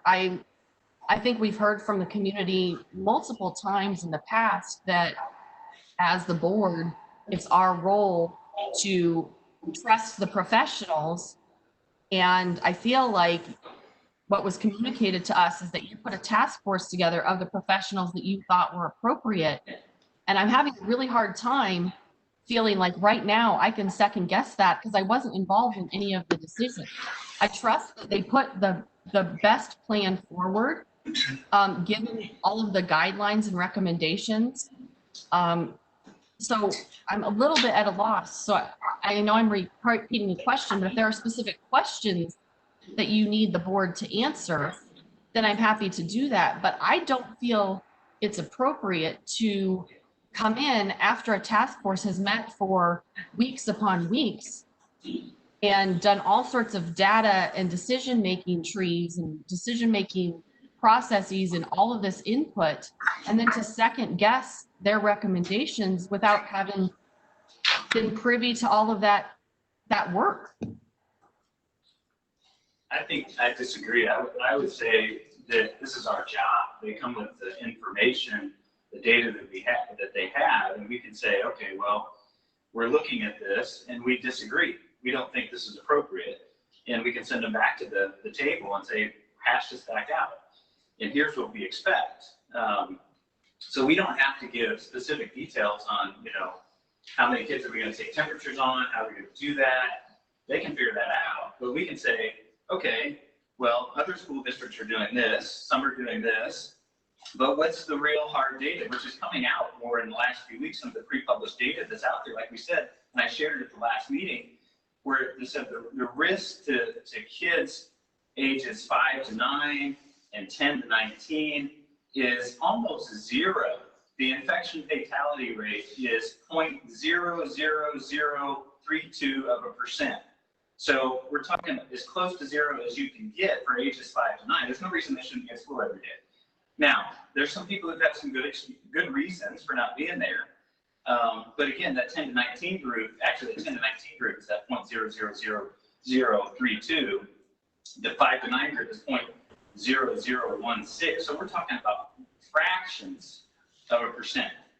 So I think we have enough data to say, okay, well, we could do this differently. We can be smart about this, protect our kids, protect our teachers, and we can even have, I think Nikki shared something tonight. There's school districts that are going in two directions. They have an in-school Monday through Friday. Parents who want their kids in school Monday through Friday, we have it. And we have a remote learning option too. So the in-between stuff to me makes zero sense because you're mixing students, you're not reducing exposure at all. You're still exposing the teachers to the same amount of students. You're just doing it in half-day segments. So scientifically, that makes zero sense to me. And I'm not discounting anything the teachers have done and administration has done, but I think it's wrong. And it's okay for us as a school board to say that. I think the most thing that makes sense is you're either in school or you're not at school. If you're in school, then great, we can do Monday through Friday school. Or if you're not in school, we have remote learning. We have teachers who, for health reasons, may not be able to be present. They could be involved in the remote learning. So that's where the administration and the teachers can figure out those details. I don't think I need to go back and rehash what was all the data points that they looked at. We're intelligent enough to look at the information and say, okay, well, this just doesn't really make sense. And we can figure it out. I mean, to me, that's the most logic. We can apply some logic and reason and critical thinking, which is what we want out of our school, and teaching our students that we can do that. And it's not inappropriate. It's totally appropriate. So if we go back full time, will we be able to social distance at 6 feet as per the guidelines from ISB? Well, there's also the guidelines. There's multiple guidelines out there. So the American Academy of Pediatrics says actually ages 5 to 9 social distancing, actually up through K through 12. They said 3 feet is fine. There's not going to be any more risk for the students with 3 feet. So 6 feet. ISB also says 6 feet is something that you can do the best that you can. So here's the other thing about 6 feet. So we're going to have them 6 feet at school. We're going to put them on a bus, and then we're going to have them practice. So which 6 feet do you want? So that's what I'm saying. None of this really makes sense. So you have to use your brain and reason a little bit and use some logic. So if you are unwilling to accept the risk, then stay at home. You have that. You can have that option. If you're willing to accept the risk, then go to school Monday through Friday. What did the lawyers say? It's supposed to be an update, that they tell us what's coming in, just like the state put everything out to the parents and the education people all at the same time. Everybody got it the same. That's what they did. It came out at the same time and we all got it. It's listed as an update. I spoke to people today that said, we're anxious to hear, the discussion tonight. So my understanding, my perception is that the people that got the information together want to know what we think about it, and then they can look at it more. But it's an update. It's not a decision tonight. It's not listed as an action item. And Dr. Hall clearly defined what she defined from reopening plan update, that her goal was to have us vote on it July 20th. So my perception is that we are supposed to address questions like you have, Megan, and things like that get addressed, because we have another perspective that we provide as constituent holders, and then we'll get that information back out so that we can make the best decision informed on that recommendation and giving them more information. We do as a board all the time, go back and ask for more information. What did the lawyers, excuse me, can I just ask this question, please? What did the lawyers say about us not following ISB guidelines? The plans have not been run by our attorneys. The governor said he wasn't going to hold schools to the ISB guidelines. He had a press conference. He said, you know what's good for your community, do what's good for your community. What risk are we taking on, and what does our insurance company say about coverage when there's a standard of practice that has been proposed that we are choosing not? I'm just asking the question, have we asked the attorneys what the risk is and whether or not they would recommend we do not take the ISB guidelines? Those things need to be explored for sure. But I don't think I'm sorry, I didn't hear that. Tonight. And we especially have other neighboring school districts who are even doing the same thing, that they're going through school, they're planning to go to school Monday through Friday. So if we're not alone in it, I don't think we're the Lone Ranger here. I think that you're going to have a group of schools that choose to do it this way. You're going to have a group of schools that say, you know what, we're just going to have everybody home. And I don't see how, I mean, yes, we have to run it by attorneys, we have to run it by insurance people, but there's no reason that we can't make a recommendation to say, here's what we like, what fits best for our community. We also have to keep in mind that physical health is definitely important, but that social, emotional, developmental health of our students is also part of the whole person. We can't just take one part of the person and say, well, this is what's best for this group of people. So you can you just, and I'm not taking anything away. I'm not done, Megan. I'm not going to take anything away from the task force and what they've done. In fairness, they had ISB guidance June 23rd. So they didn't have very much time to even really think about it. They're trying to figure things out on the run. We're getting new information all the time. So it is going to be something that's flexible, but I don't know, to me, from a medical perspective, from a doctor's perspective, I would say, if you're going to do things part way, you're going to have kids exposed to each other half days at school or partial days at school or 2 days per week. And then you're going to have teachers still teaching those same groups of students, but just on different days. It doesn't produce any exposure for teachers. And number two, you have students in practice, you have them on school buses, you have them socializing outside of school. So I don't see how it reduces anything. And our goal for the coronavirus in general was not to reduce infections. It was to flatten the curve, to keep people out of the hospital, to keep people from dying. And we now know that that risk is almost zero for K through 12.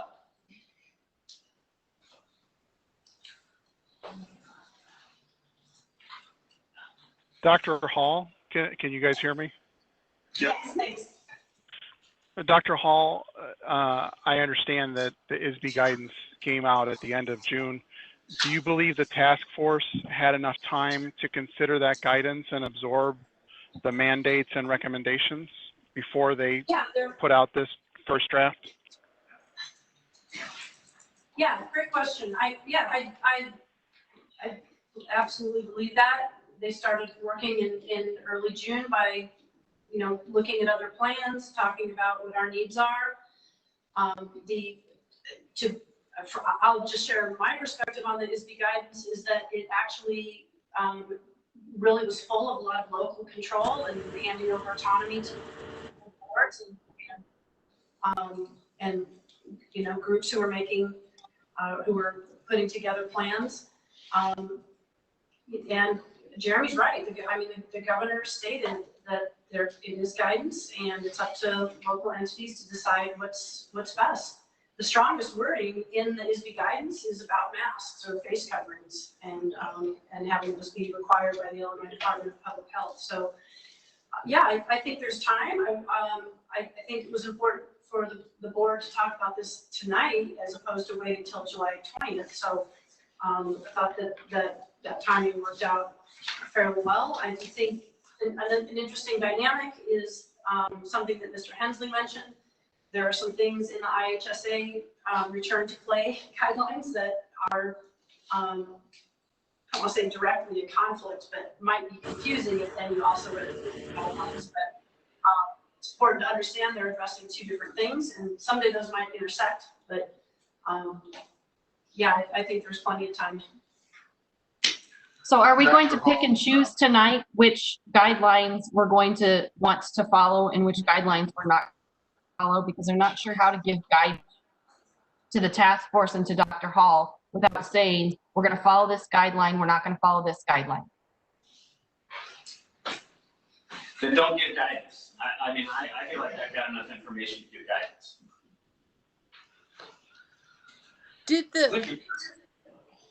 I'm asking, as a board, are we going to give guidance? A board guidance requires us to vote. So are we going to vote tonight on the guidelines that we are going to follow and that we aren't going to follow? That's my question. Say that we are. We No, said not voting it's tonight, discussion, discuss. not an action item. How do we give guidance if we're not going to vote? Hopefully consensus. Do you have feedback or questions that you want answered? I have some questions that I want to ask that either Dr. Hall will know or the committee can consider them, or they did consider them and I missed it. No, go ahead. You guys go before me. I just was like, I answer a question. I have a question. Sure. Did, this is for Dr. Hall, did the task force committee consider multiple plans, including going back to school full-time? They did not consider going back to school full time. And I think, Dr. Rommel, are you on the call? Yeah, I'm here. And have Dr. Rommel chime in. They So, She left. She's one of the Colleen, I think I could answer this for you a little bit better. So Sure. we kind of looked at everything on a continuum, from doing everything remote to having kids come back full time. And so I think where the committee kind of fell, my understanding was that the coming back to school full time is where they felt comfortable for phase 5 when the state moved into phase 5.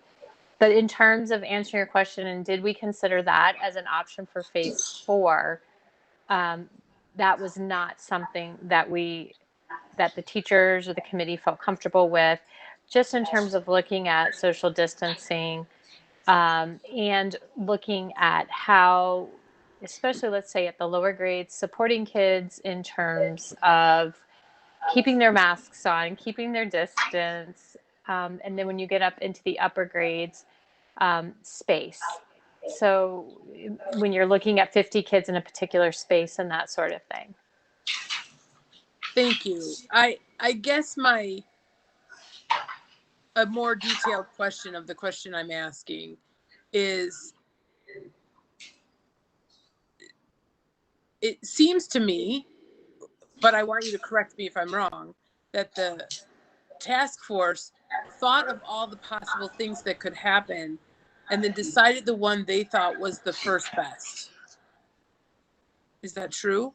Yes, I think that's probably a fair way of saying it. We had an extensive list of options. We looked at plans from all the states that had released plans at the time. So we also looked at several district plans that had kind of come out from various states. Illinois was one of the last states that came out with a plan, or guidance, I guess you could say, for their districts. And so looking at what other states had put out, we listed lots and lots and lots and lots of different options. And so within that, then there was more of a K-5 committee and a 6-12 committee, and then both committees met together at the end. But really looking, because the needs of the kids can be so different, K-5, and what they're able to do with set restrictions. And then again at 6-12, just the physical structure, kids' schedules are different. They're not able to stay in one space in one classroom all day. But in the end of all of those meetings, we were really utilizing the ISB guidelines kind of as our framework then within all of those options. And then you see that the recommended choice was the first choice coming out of that committee, but then we felt like, okay, we could still meet all of the ISB guidelines within that second piece. Does that answer your question? It does. So can I one more say what I think and make sure I understand? Yes. So I feel like our teachers and the people in the buildings believe that this is the best option, given the things they've done with how our buildings work and how, like, am I right to understand that this is what our teachers think is the best way to go about this, knowing all the things that they know about the buildings? Yes. So this was their recommendation based off of, correct, the guidelines and looking at all the different options that were out there. And this question might be for you, or it might be for someone else, maybe Lindsay. Has anyone thought about what it would look like to do other options. So for example, when I read the lawyer guidelines that our lawyers gave us about, say, lunch, it says you can only take your mask off to eat lunch if you're 6 feet away from the other kids. And that means you can't eat lunch in a classroom with a full class. And so our lawyers suggested that most schools will want to go part-time because that's so significant, right? So that's just one example of something that would be a part of this idea of going full-time. Do we have a good view of what that would actually look like? Because I know we all would love to go full-time, but I need to understand, what does full-time look like? If someone could explain to me what full-time looks like, that would be really helpful. We previously had the 5 hours of required instruction per day. Is that's not applicable any longer? No, 5 clock hours of instruction are required. Okay, and you can get that done in a half day? Yes. If you don't eat lunch and you send them home? Yes. So the way that we have the half day structured, so you have, we have to submit, just like we did in the spring, you have to submit an e-learning plan. And so part of our e-learning plan would cover the work that would be done on the half day when the kids are not present. So while the kids are in school, let's say elementary, on that half day, they would be with their homeroom teacher, and the focus would be on math, writing, and reading. And then we have, when they, on the other time when they're at home, they would have a time to sign in to meet with their encore teacher, do their encore activities. They would have their reinforced practice math. They would have reinforced practice reading. They would have other activities, the mystery science that's online. So they would have other pieces that they would be doing at home that would reinforce the skills that they were working on, or they would be connecting with another teacher, such as an encore teacher or interventionist, during that other time to earn their 5 hours. The 5 clock hours don't have to be either face-to-face or face-to-face with a computer to count. How can our teachers be ready for e-learning when we haven't spent time this summer getting ready for it? So that's a concern I have. How are we already, I mean, we've spent time on this reopening task force, having to make decisions with a rolling ball coming at us. Yeah. And that is my biggest concern when you put a plan out like that. I mean, I know where I stand, and that's a question I have, and I have another one. So I'll ask about that. How can we start school on an e-learning plan when we haven't educated our teachers on how to do that, or our parents or our students on what that's going to look like? Yeah, that's a great question. So that was one of the reasons, one of the things that the team talked a lot about, and that was one of the reasons they were really looking for that day of the week to have the asynchronous learning, so that we could work on professional development and we could work on supporting teachers providing remote learning to students.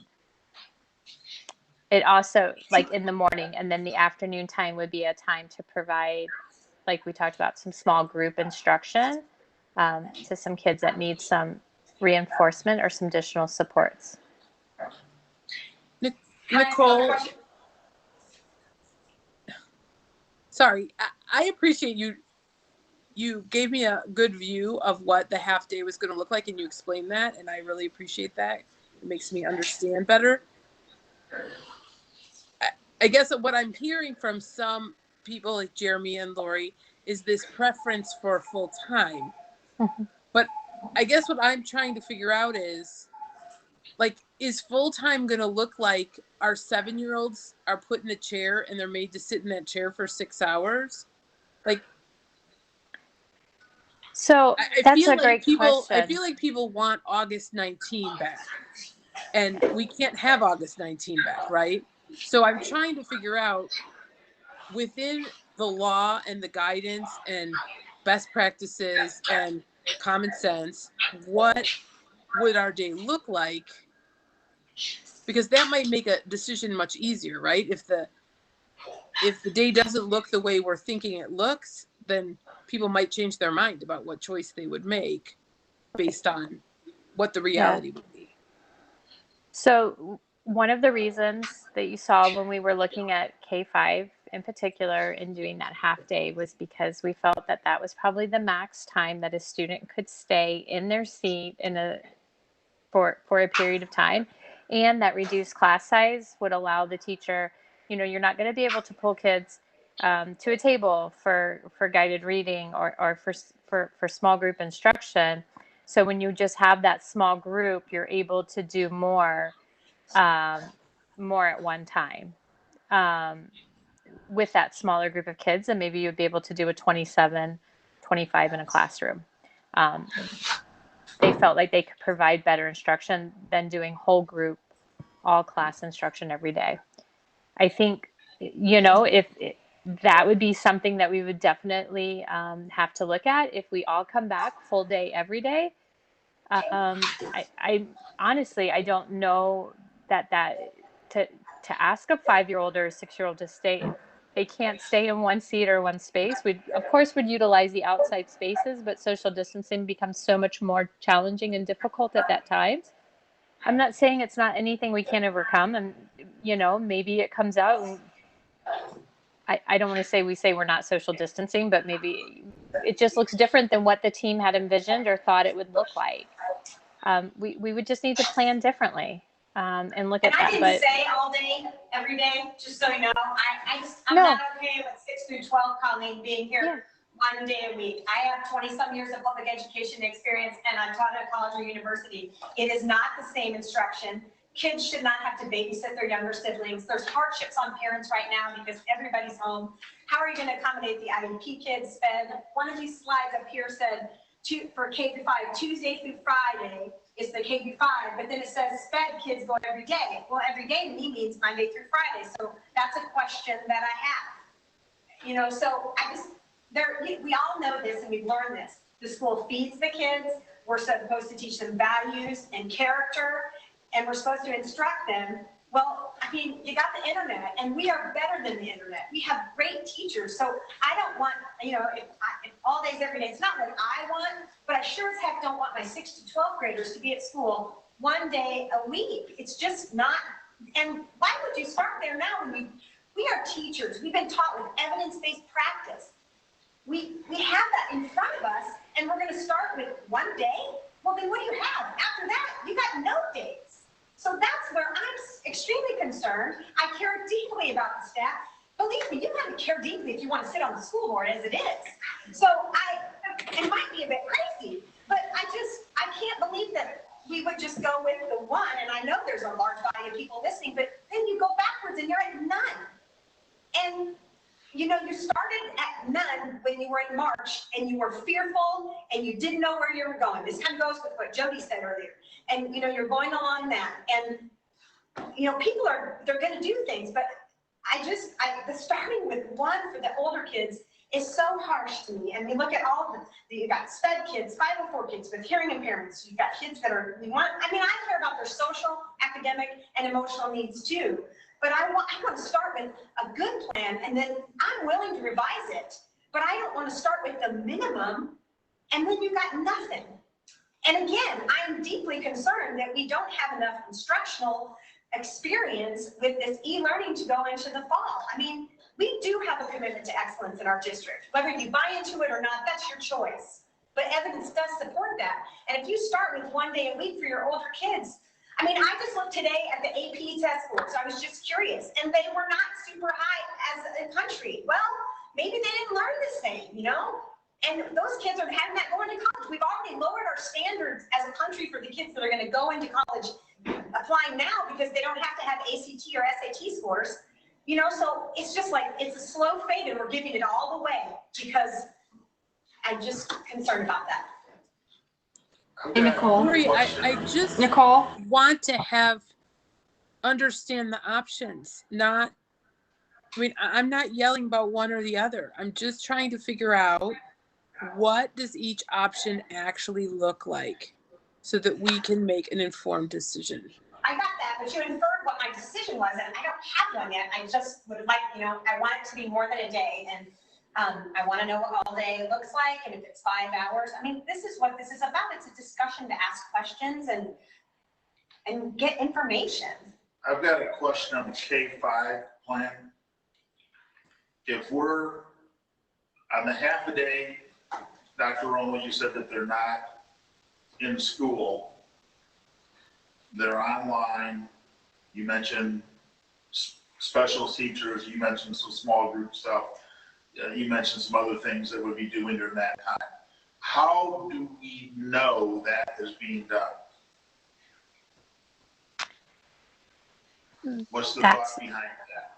Sure. Well, some of the things, let's say if they're doing, just like when they do homework, they take something home, they can bring it back. So we would know whether or not they did it. If they are utilizing some of the programs that we have, such as Dreambox for Math, we're able to track their progress and it's very individualized. If they're logging in with a different teacher, we're taking attendance, so we're able to check in that way. So there are ways to kind of monitor students during that time. My concern is parents and being able to provide supervision for that. Sure. They're going to be at work. A lot of them are going to be at work. And So who helps those kiddos get done what needs to be done? So just like homework, I would say most of these activities in the afternoon, if they're not directed by a teacher, the students, they should be self-directed to a point. I understand that this is definitely much more challenging with younger students. Right. So that's why it would not be the introduction to new material. Dr. Rebel, can you hear me, Dr. Rebel? Yeah. Okay. I would just like your opinion on what you presented. Do you still feel like, given all of the work that the task force did and all of the options that you took into consideration, do you feel like the recommendation still stands for you and the task force, that what you put in front of us, with all of the challenges that we have, would still be your recommendation? I honestly, I don't feel like that's a very fair question. This is not me and this is coming from a committee, and the pieces that they've looked at. I guess, did you get anything from the committee that had you think that they wanted to remove the recommendation from what they put forth? I have not received anything. No. Okay.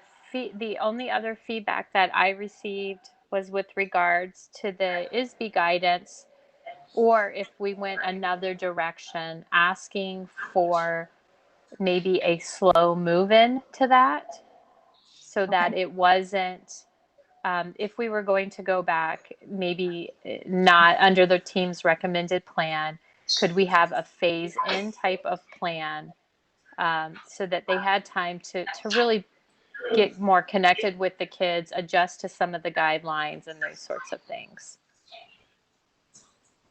Does that make sense and answer your question? I'm trying to understand Sure. what the recommendation was, and I just didn't know if that had changed. Because I know that a lot of work has gone into this and a lot of factors have been considered. And so I just was wondering if anybody had reached out and had a different opinion than what they came forward with. Say how many current teachers are on the task force? Between the 6-12 and the K-5. Yeah. That's what you said. That happened at board meeting. I don't have the number right in front of me, Ken. I'm sorry. I would say over 20. It said 25 in an email, and at one of the. Okay, so to be clear, there's 25, actually maybe 27 people on the reopening task force. The instructional subcommittees are subcommittees of the task force. There's a K-5 one and a 6-12 one. Dr. Rommel leads those, and then there are teachers on those. So are there 10 or 12 teachers per subcommittee? Dr. Rummel? Ballpark. There- And per subcommittee, They so represent every grade level, 25 and 30 teachers between the two. and those are not the same teachers that are on the reopening task force. And has there been an effort through like a survey or some other means to get feedback on this plan from the other teachers or all our teachers? That's a good question, Ken. I know for certain that it came up at the elementary one that they reached out to like their teacher level and got feedback from colleagues. I would have to and see where the teachers were with that, but my guess is they reached out and got input as well. And but did the teachers consider before the meeting, Ken, and said, I'm anxious to hear the discussion tonight because we want to know what we need to do more and where people are. So I don't think anybody, my understanding, perception is something we seem to have an issue with, is that they're expecting information to come back and maybe have, look at things again each week. It's just like a rough draft. You make a first draft, you make a pass at it, you look at it. By all means, I think every single person on our board and the people have spoken tonight, that's how grateful we are for them. And this is the information that we have. We know it's taken tons of time. But again, it's a swinging ball. I had a question from a parent that wanted to know, like Ken's question, was this all the teachers or just those on the task force? Was this voted on by the MSEA? And how much cost is also associated with these partial day plans, increase in cost? So, they take that piece by piece. There are teachers on the reopening task force, and then there are some of those teachers, but then additional teachers on the instructional subcommittees. So again, I would say a total of at least 30 teachers representing all grade levels and most subject areas, and specialized groups like librarians, specialist teachers. The MSEA was represented at the table. Their presidents were part of the reopening task force, and I believe on the instructional subcommittee.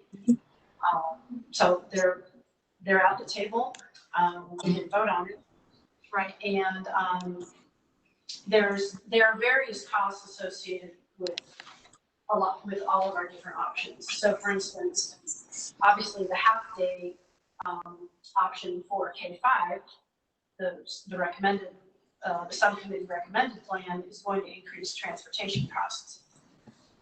If we keep kids at school for longer than that time and serve them lunch, then we're going to need to hire more people to help with supervision and some of those other, and then there's some of the other staffing things that we're on there. So I think that districts everywhere are accepting the fact that COVID-19 is costly, and we have gotten a little bit of help with that through CARES money. We chose to spend that on technology to help support our students, whether it's on campus or off campus learning. But there are certainly aspects of this that probably will continue to show up at costs that we didn't expect, and they're very, very hard to predict. I mean, we didn't really predict that we'd spend thousands of dollars on masks, and we're going to end up doing that. So is there a significant number of teachers who had an opportunity to even read through this and look at it beforehand, or is this?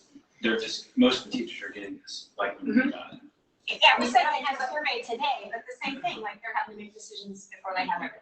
I mean, I wouldn't say that it would, there was work that took place ahead of receiving the ISB guidance. Then we received the ISB guidance, and I know that Dr. Rummel continued to get feedback from those groups, and then we put it into its finalized form last week, and we got it out. But again, I want to emphasize it's sent out with draft across it, and that's the whole idea of this discussion tonight. is to bring it to the board and get feedback, and to get feedback from people that are sitting here physically, and the emails we've gotten and the folks that have contacted. And I had a brief meeting this morning with the whole reopening task force. And I said, I think that you can expect to hear discussion tonight about going back full time. And I shared that my hopes for this meeting was to come away with direction from the board. And so the reopening task force heard from me today that our work is not done.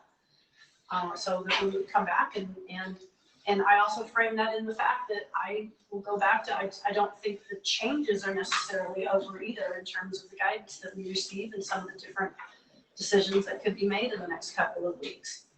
I know it's a super uncomfortable, really scratchy, hard place to be with uncertainty and constantly changing. I don't think that's going away for a long time. I more than anything, I would like to have a certain plan and know exactly what's going to lay out, but I couldn't tell you what we're going to be doing in November or December. Have we identified like what parents know I'm not going to bring my kid back to school, so they want to have e-learning, and I'm sure there's teachers that are that way too, that have at-risk, symptoms and safety. Can you parallel those people up? I want e-learning and I want to instruct. That's some of the work that lies in our future. So we did do a survey of parents. We need to revisit that so that we can have definite numbers there. And I'm continuing to get input from staff on their status. So that's work that is not finished. I've got a question and a couple comments. I was involved in synchronous learning at executive MBA level at the university, and there's a lot of tricks and talent that needs to go for that. So how well are our classrooms situated, or do they have the technology to do synchronous learning? Are there cameras in every classroom, or is there a display for the teacher to be looking at for somebody's at the other end? Is it all on a laptop or an iPad? How well equipped are we? I think I might defer to our director of technology who's in the room. So our classrooms are not equipped. That is part of what we are looking for from the task force standpoint of what kind of guidance do we need from you guys. We are prepared to institute whatever plan that we want to do as a district.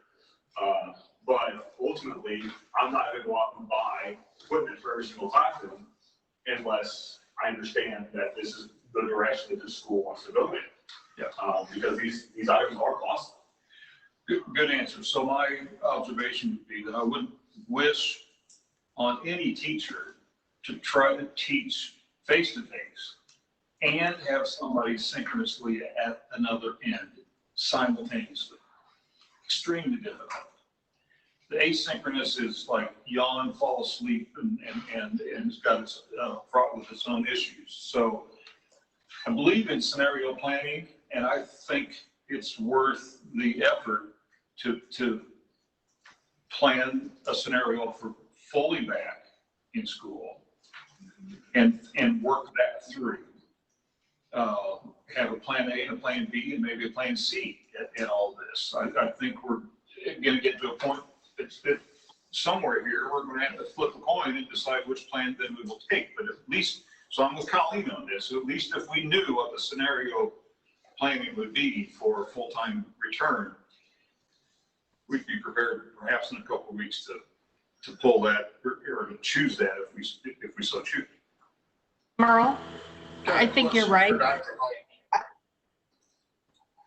Sorry, Yeah, I was just going to say, Merle, I think you're right.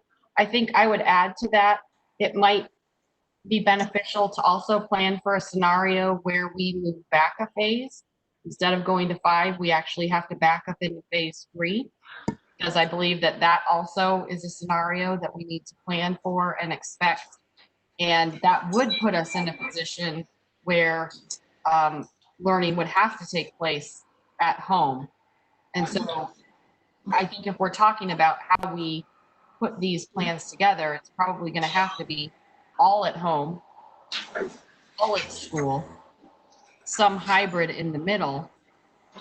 And then the last thing that I'll say is, I think when you're building change and people need to get on board, the ability for us to offer options that people can opt into that they are comfortable with, we have a much higher success rate than people have to choose a plan that they don't buy into. So I think another key to the community being able to navigate these times successfully depends on our ability to let people self-select for the amount of risk that they're willing to take for their families.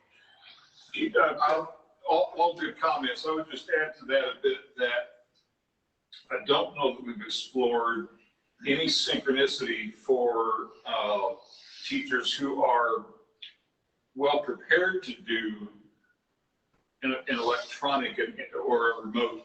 If we use large rooms to distance that are not classrooms, we only have so many in our own buildings. But I'm even thinking about church buildings and other places that have enough Wi-Fi to be able to handle that.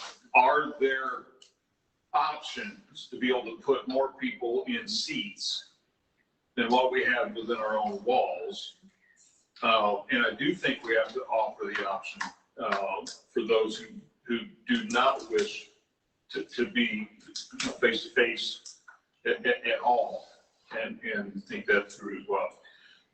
To piggyback on a couple of things that Megan just said, she talked about going back the phase to phase 3. The state may or may not backtrack at some point. I think we all hope the state doesn't. But to that point, just because the state doesn't backtrack doesn't mean that we might not have to be prepared to backtrack. That's why I don't want to start with one and backtrack to nothing. If we have,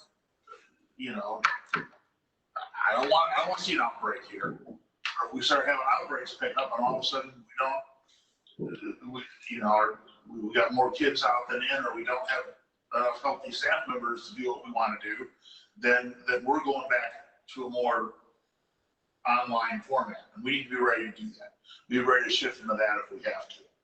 I don't want to, but if we don't prepare for that, we're not being smart. We need to be prepared for that in case that has to happen.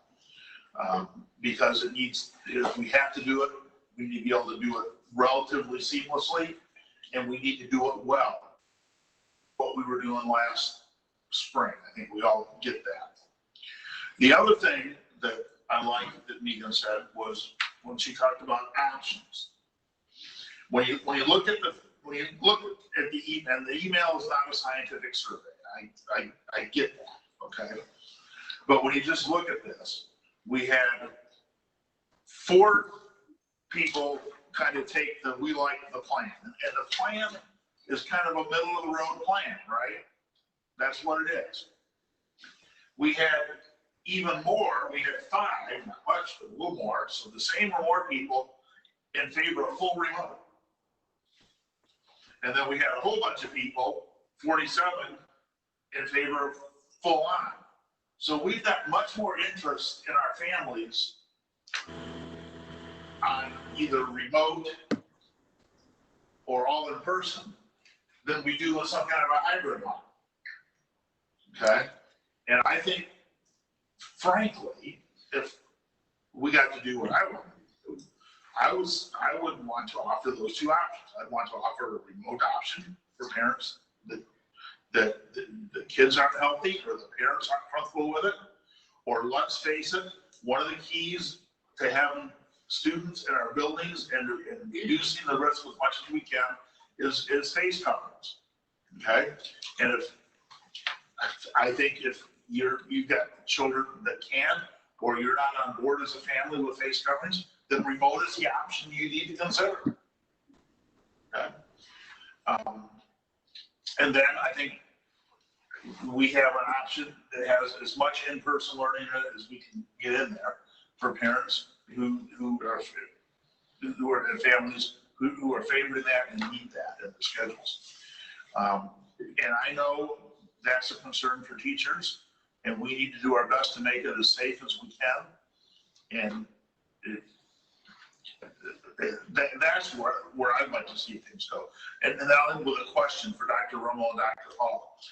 I know one thing that has kind of sparked some debate since the plan was released last Thursday, or the draft, it's not the plan, it's the draft, was we started to hear from schools that we typically kind of model ourselves after. And two of them come to mind, Dunlap and Morton, and they both said, you know, we're behind in-person learning every day. And so, can you guys, the two of you maybe comment on that? What have we heard? What do we know about their plans? Because we know what they're saying to the public, but I don't know what their plans say. Sure. Did Colleen have, was that you, Colleen, the question? Or? I just had a question on something Max said a little bit earlier, but I can let you finish first and then I'll ask. Okay. So quickly, I'm not able to get a hold of Dunlap's plan.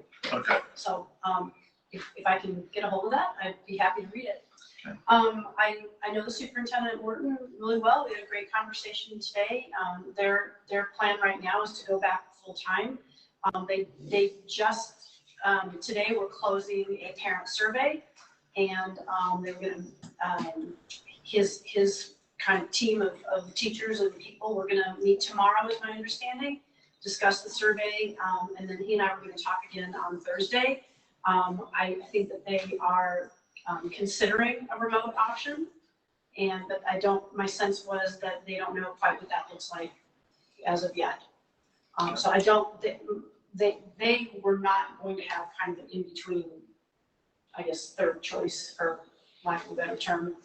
So they're thinking of going remote or full days. Yes. Is what they're thinking. Yeah, and remote sounded to me, and I want to characterize this in the right way, but really on a very, very limited basis. So my sense was there's still planning and conversation that are going on in both of those scenarios. So I go back to my contention that no one has a definite plan. So they're making statements, but they don't. Neither of the schools that we can tell have a real in-depth plan that they're sharing. And I'm not trying to beat them up with that because. Well, I want to be clear. I don't have the plan. This is a moving target. Theirs, and I think that I think they've stated their intent. You're right. And that's great. Okay. That's a logical thing to do. And I think it's fair to continue to work on it. We are planning on educating over 3,000 students pre-K through 12th grade. So it's a running target of all of that. Which, I mean, gosh, So, a lot. Can I just say one thing about this? I feel as though I'm very interested in really understanding everyone's point of view and all the different options. And when we're counting up the number of people that are writing into us, I think one of the things that we need to really be careful about is that we understand the self-selection bias, because we did not ask people to give us feedback. We had a plan that was in our board packet and people read it, and just because of the nature of human nature, people are more apt to comment if they disagreed with what was in there. And so while it might be that a majority of our parents disagree, it also might be there's a bunch that agreed that didn't write because they read it and said, well, that sounds good to me, right? And so I just want to caution us against not actually surveying if we think we're going to use survey data. We don't have to survey if we don't want survey data. But if we want to take feedback, I think it would be incumbent upon us to actually do that more scientifically, right? Actually ask for the feedback from different people, because the more information we have that's the most accurate, the better decisions we can make. I agree with that, and we constantly say we want community engagement, and that's what we did. So I think when you send a packet of information out for people, you are asking for the community engaged. So I'm a little. But some people texted other people and told them to write certain things into the board. And so that's sort of, wasn't sort of an even. If people ask me, should I give feedback? I'm going to say yes, because you elected me to represent your opinion, and I can only make evidence-based decisions based on the best information that I have. I'm not saying that we shouldn't listen to the feedback. I'm super excited that we got 90 people to write into us. That makes me so happy because I think we need to hear everyone. What I'm saying is we didn't send out a survey and get responses. We just, some people saw it, some people are more apt to write, some people are more apt to speak out publicly.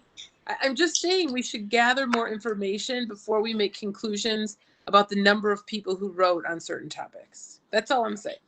I'm all good with that, and I think survey could help. But I want to loop back to something that was said earlier, Jeremy, that you brought up, and that is that, you know, I fully believe it and support you on this, that if we just go halfway or 1 day a week, we still have exposure.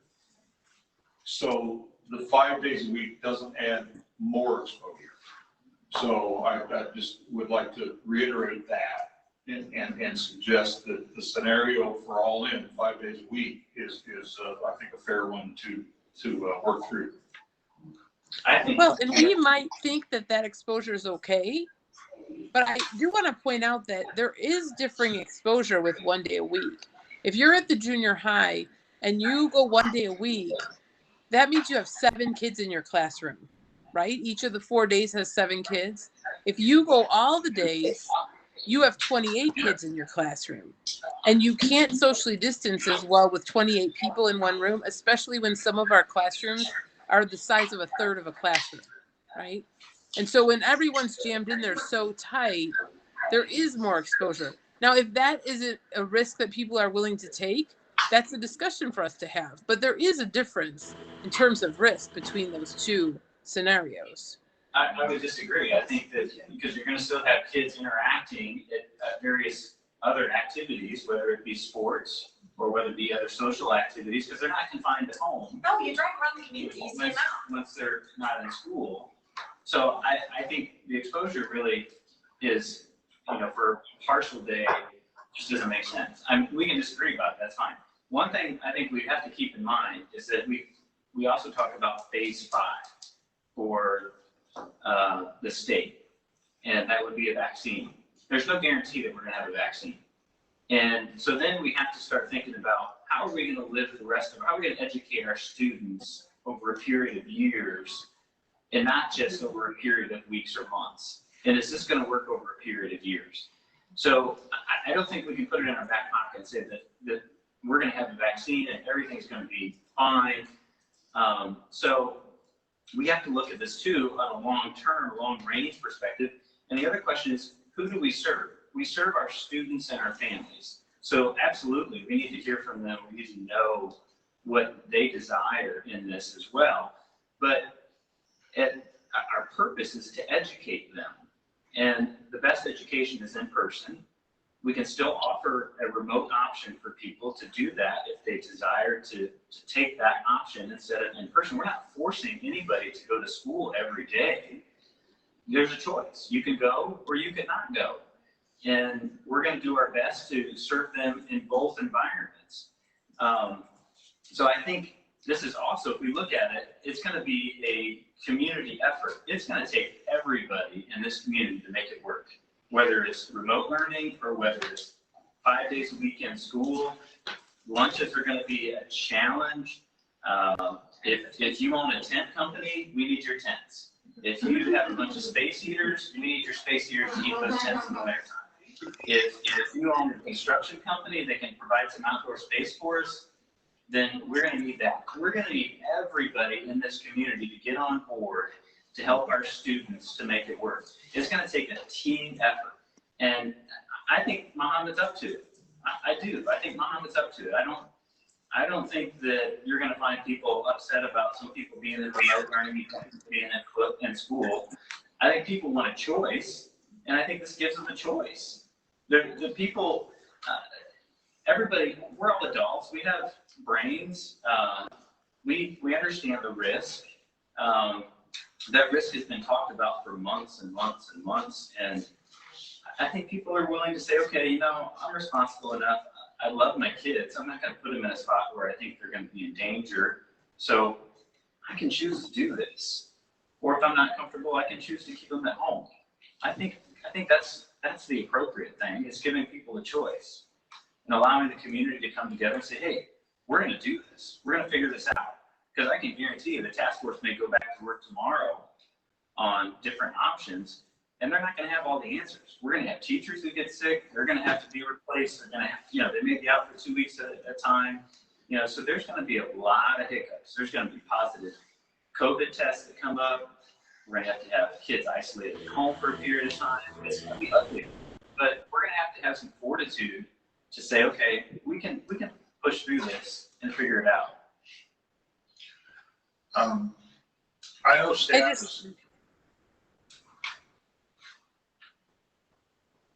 Go ahead. Sorry, I was just going to say, I like the idea of options. I don't think that all or nothing is the only thing we should be considering. And I just think we need to look at all of the options before we make a decision with detail.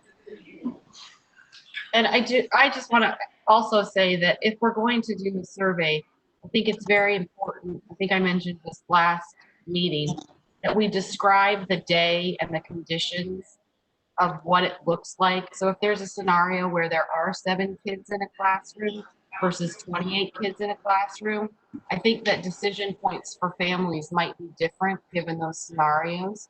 So I think we have to decide what the confines and the structure is of the scenarios when we go out and solicit feedback from parents.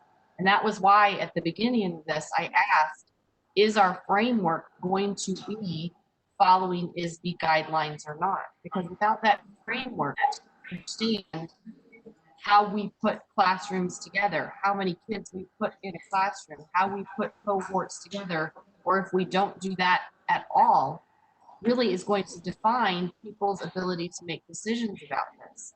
So we have to, at some point, have a framework to go off of so that we can build what a day looks like, so that when we offer people the options, they know what it is that they're choosing.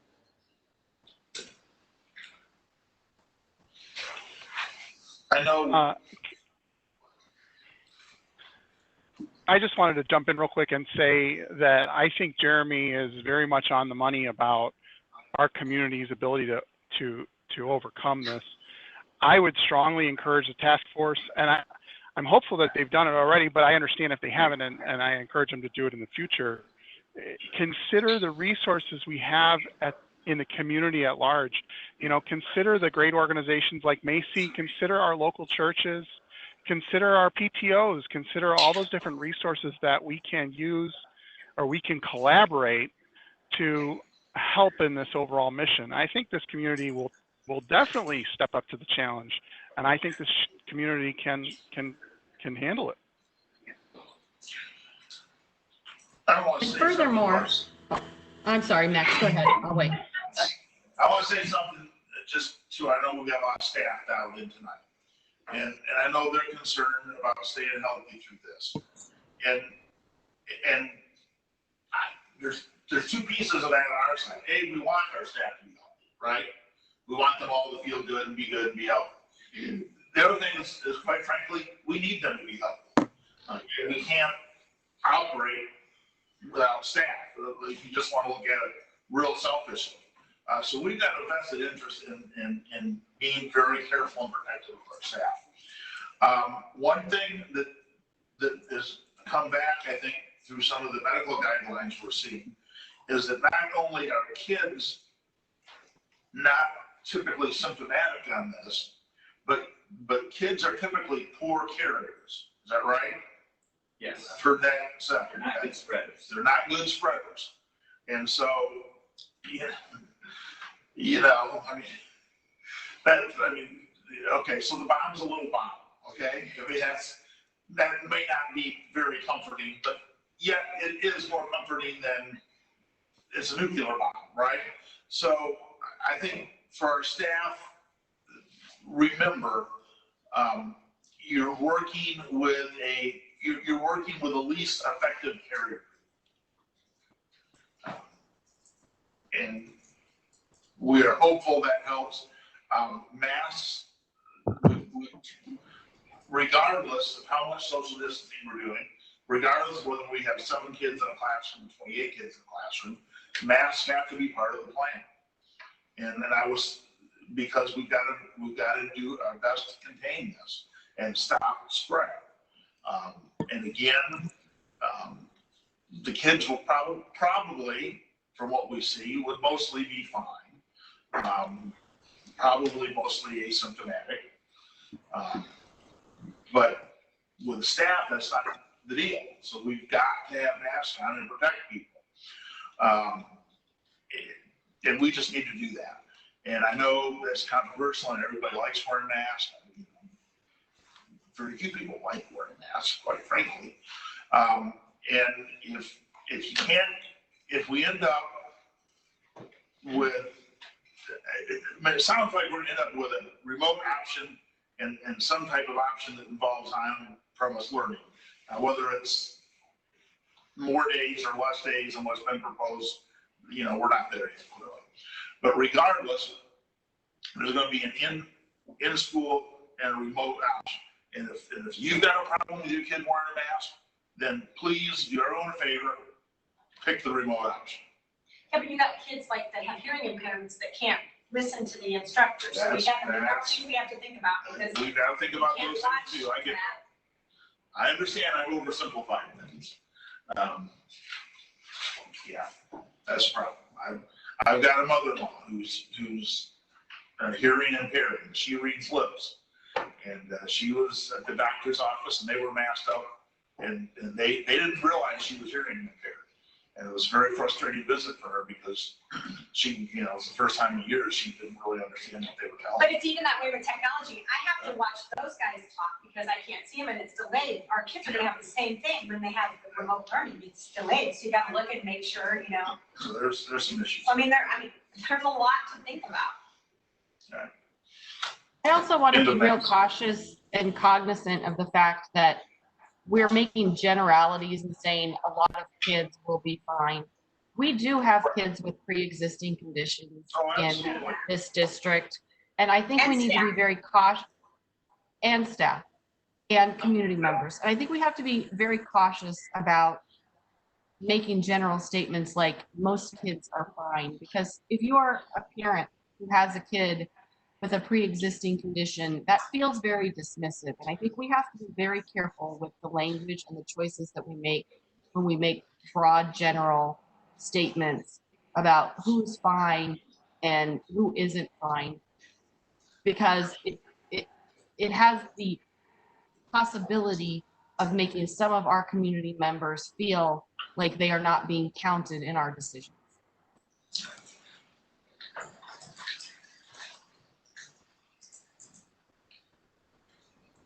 That's also why I think we need an option for people to come part-time. Someone might feel comfortable sending their kid part-time. They might not want their kid completely at home. And so you need to think of different options.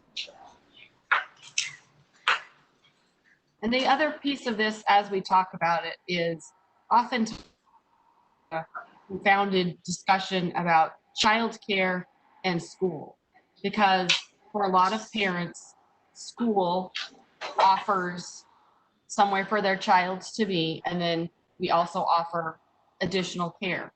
And so one of the things that I've been thinking about is we need to make sure that if we have to have a discussion surrounding childcare, that we separate that out as much as we can, because I'm not sure it's fair to ask teaching professionals to have to weigh in on that particular problem, because figuring out how to educate kids in the upcoming year is a pretty big task that we have in front of us.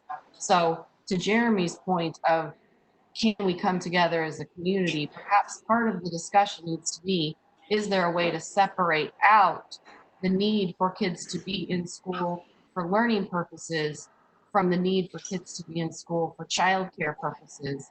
And are there ways that we can do that that increases the safety of everyone involved?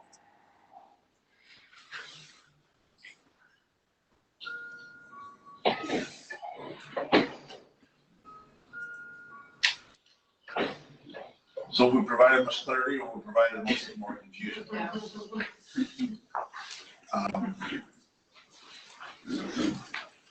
I'll just put on the table, I'm a fan of options. Okay. And if we got to do what I perceive as being the best plan, is I'd like to see something where you've got a remote option, you've got pretty much full day option, and then if we want to have some in between option, I'm fine with that too. I think Colleen mentioned that, particularly at the high school, junior high. I think that might be harder. K5 might just be two options. I don't know, but that's where I'm at based on everything that's been presented so far. I think before I can actually weigh in, I have a couple of questions that need to be answered. I think we need to, for me, I need to understand what our attorneys and our insurance companies are going to say about an option that might not follow the ISB guidelines. And if that puts us at risk, I'd like to understand what the attorneys, we have forensic who's given us some information, but if there are other firms that we are going to ask, then I'd like the answers to those questions. And then I think if we're going to ask the task force to do additional work, we have to give them some framework about what guidelines to work within for those full days. Are we going to require 6 feet of distance? Because if we are, their ability to put kids into classrooms with that requirement is different than if we say we're not going to follow that guideline. So I hesitate to kick something back to the task force without the framework that is going to allow them to work from. I think any plan at the end has got to go in front of attorneys. That was on the slide, it's one of the cons, and we need to look that up, so maybe think about it. And I'm assuming Morton and Dunlap and Unit 4 and everybody else is not do the same thing. We're not the only. So. There's 900 school districts in the state, and the attorneys will probably do a lot of reviewing on plans. So to Megan's point, should we tonight as a board give our direction as to which guidance documents that the task force should focus on, should adhere to?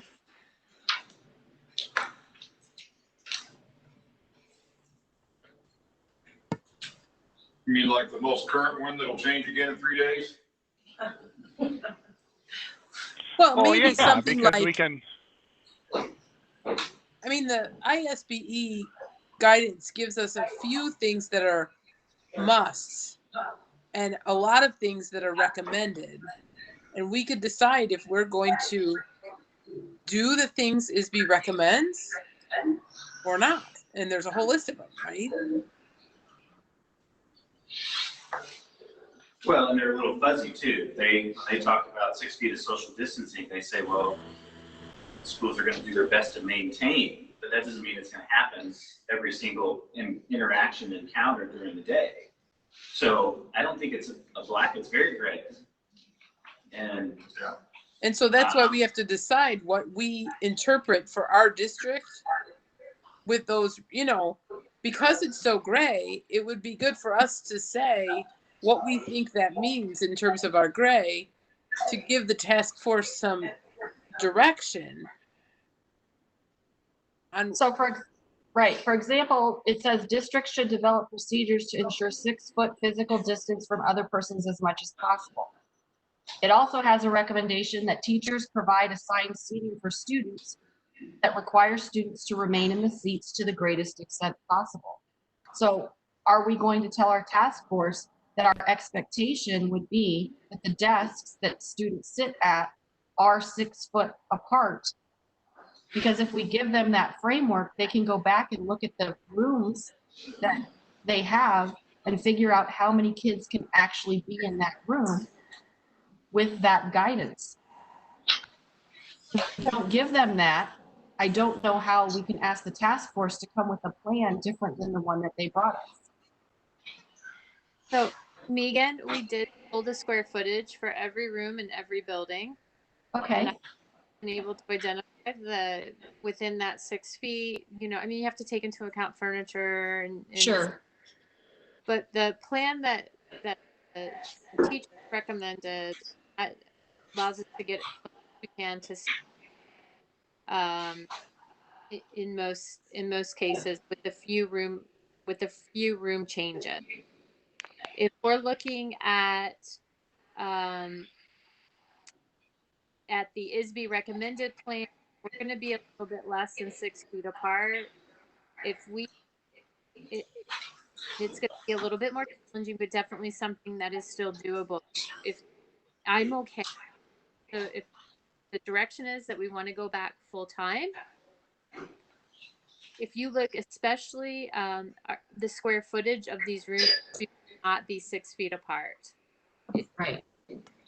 And then when you talk about putting that, even staggering, even if we look at staggering arrival and dismissal times, which we've looked at for all the plans, you look at staggering the bell schedule so that not all the kids are in the hallway at the same time. We're not going to be able to maintain 6 feet with everybody there.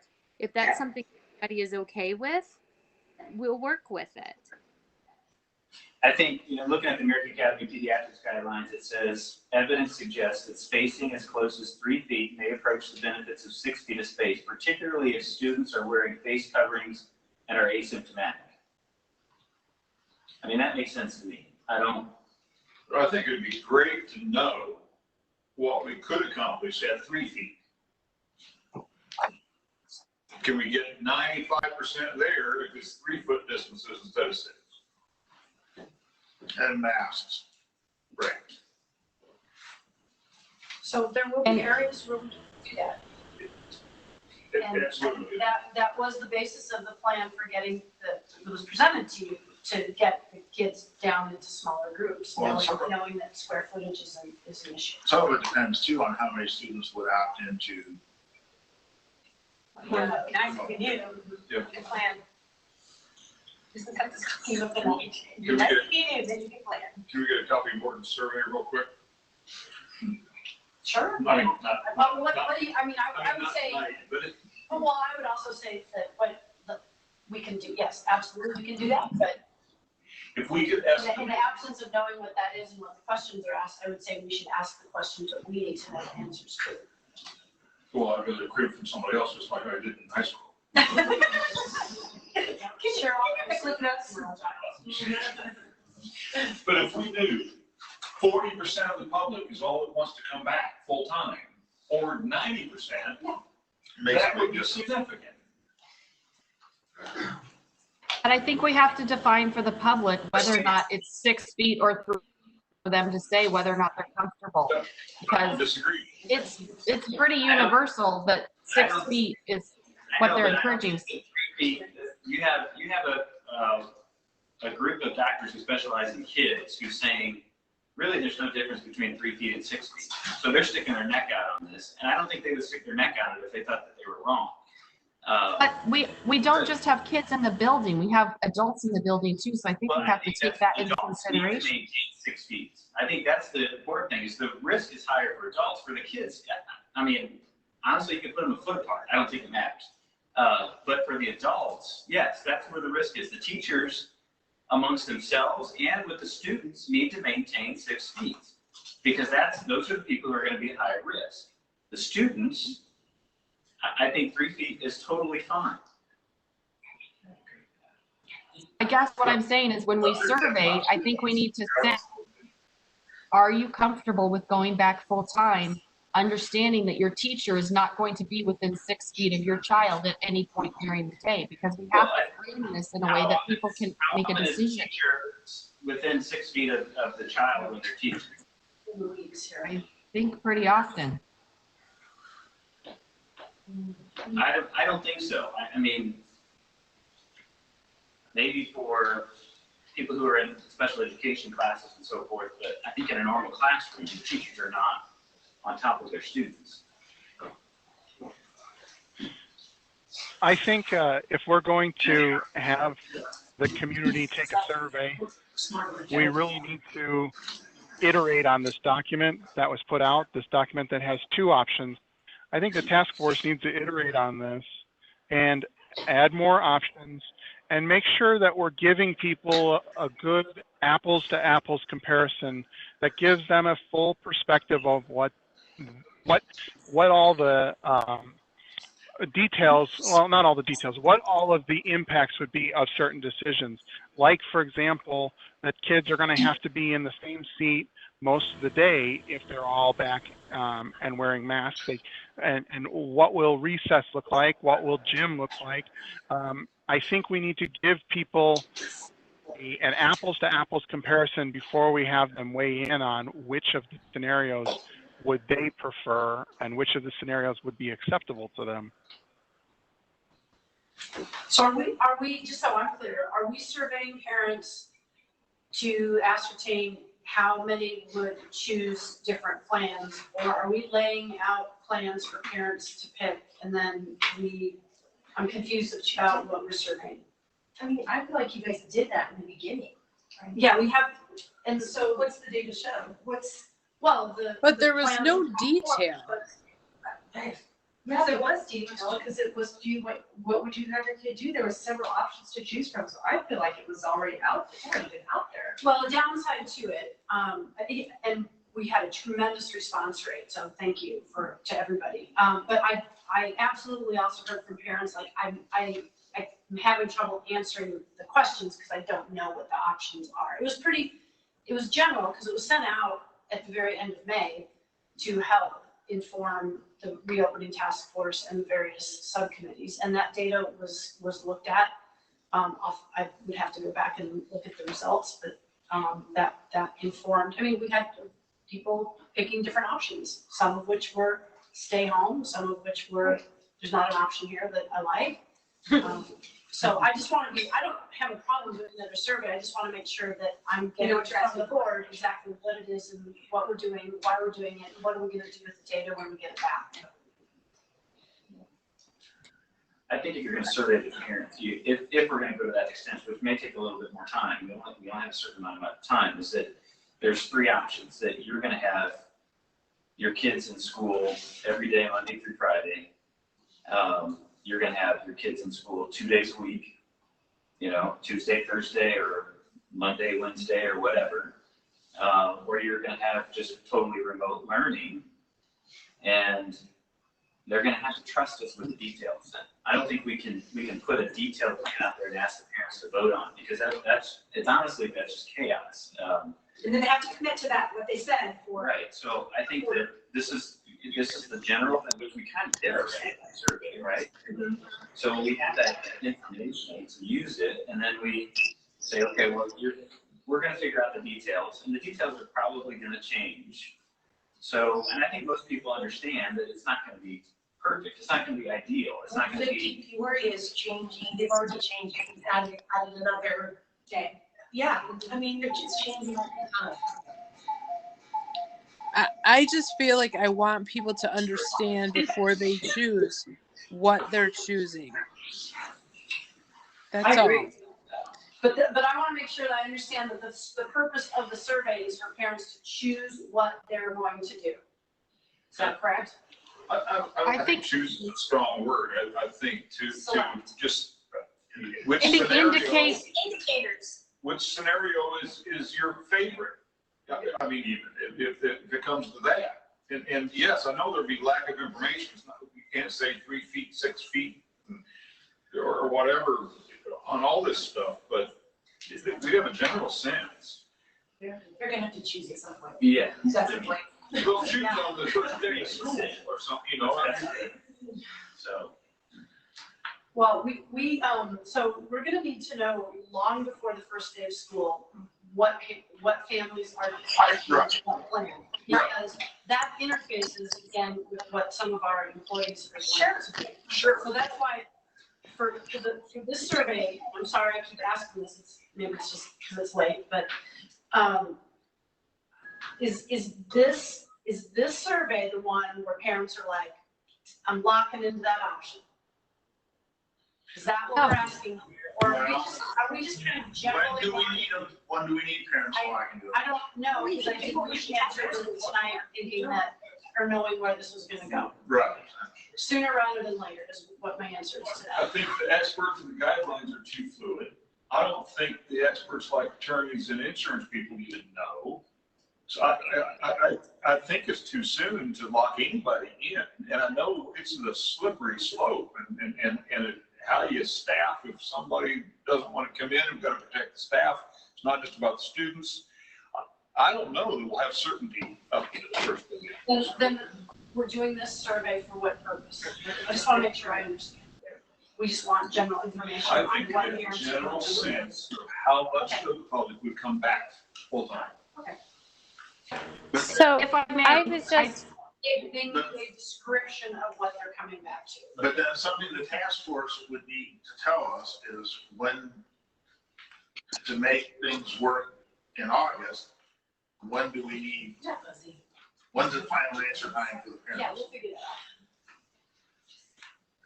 What's your final answer and when do we need it? I think it's fair to ask them again because so much has changed since then. So people might be at a different place, and then you take that and the committee has listened to these informations and then. As a community member, I feel like that's too many surveys. I think the task force has to come up with their option, lay them all out, make it known what each one basically looks like with the knowledge that they're going to change over the course of the 10 before we start the school year. And then the survey should be what families are going to select so you all can make plans.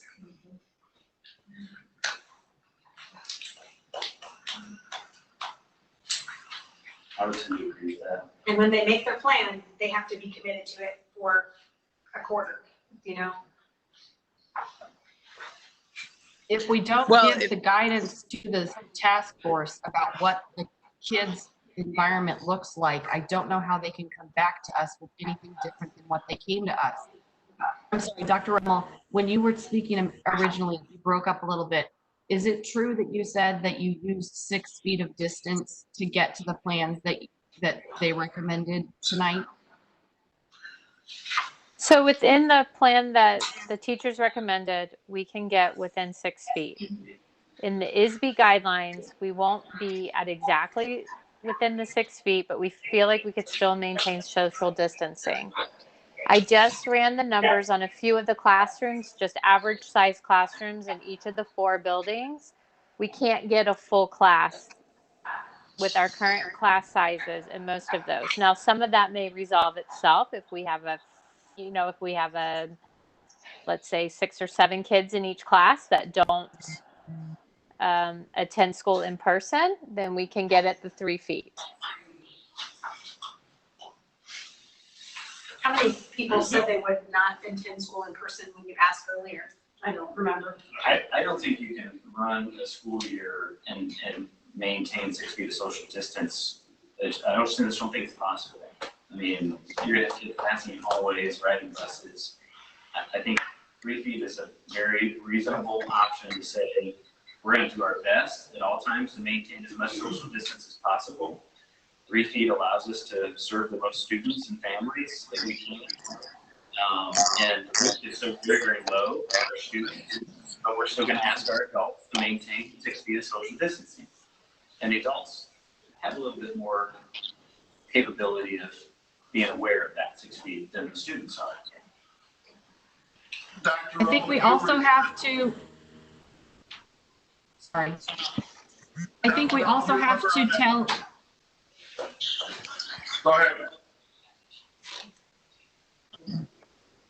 I think we also have to be able to tell parents what transportation looks like and whether or not they're going to be eating lunch. Because otherwise, if we can't describe the day to the parents, I don't know how we're asking them to choose. Well, they may make some assumptions, right?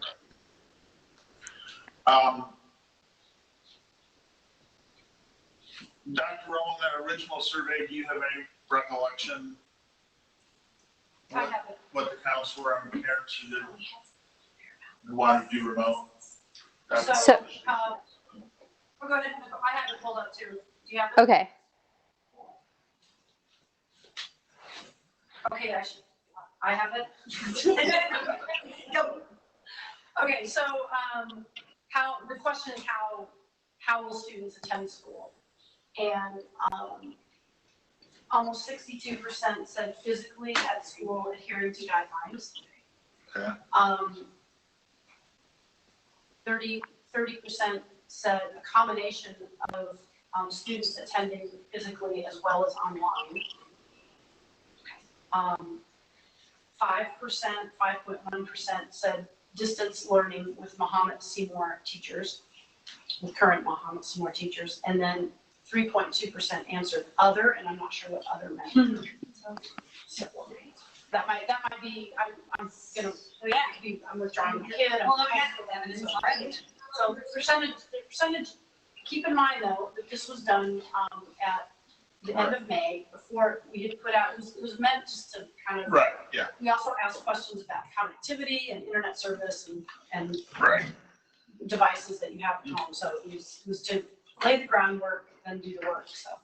What plans do we have to execute some of those plans? I recall that we had like 7% of the kids didn't have the tools they needed necessary. Are we prepared for that if we have any kind of e-learning for that 7% so that we can adequately educate all of our kids? You know, those kids have socioeconomic differences and they don't have access to what they need. Well, They have that money though, I remember. yeah, we share money to get devices for our youngest kids so that even the playing field there, in terms of internet, we know that is a problem for some families, and it's not always low income families. I know. That's a generalization, and that's true sometimes, but not all the time. So we do have a number of wireless hotspots, the Kajits, and we checked most of those out, but then we're able to monitor how much they're used, and we figured out that not all of them were being used. We've got 2 buses with wireless connections, school buses, those are being used. So we can look into getting more. So that's on our budget. Just because that's another gap, we look at that. I'd like to see come together. We also talked about within the team about having spaces in each building that kids could come and actually work in the building and use the district Wi-Fi to complete. There would just need to be, depending on the plan we put into place, there just needs to be a sign up so that we can ensure that we don't have too many students in one space. In addition to that, we're also adding wireless to all of our parking lots as well. So if you're uncomfortable coming into the building, you can set our parking lot and utilize our Wi-Fi. I suggested that to you earlier. Good. Not to you, but to someone else. Sorry.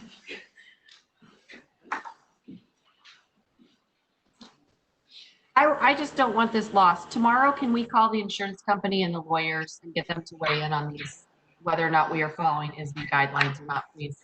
Because I think that's, if they say we would not recommend that, then there's no sense in having the task force present options that don't follow those guidelines.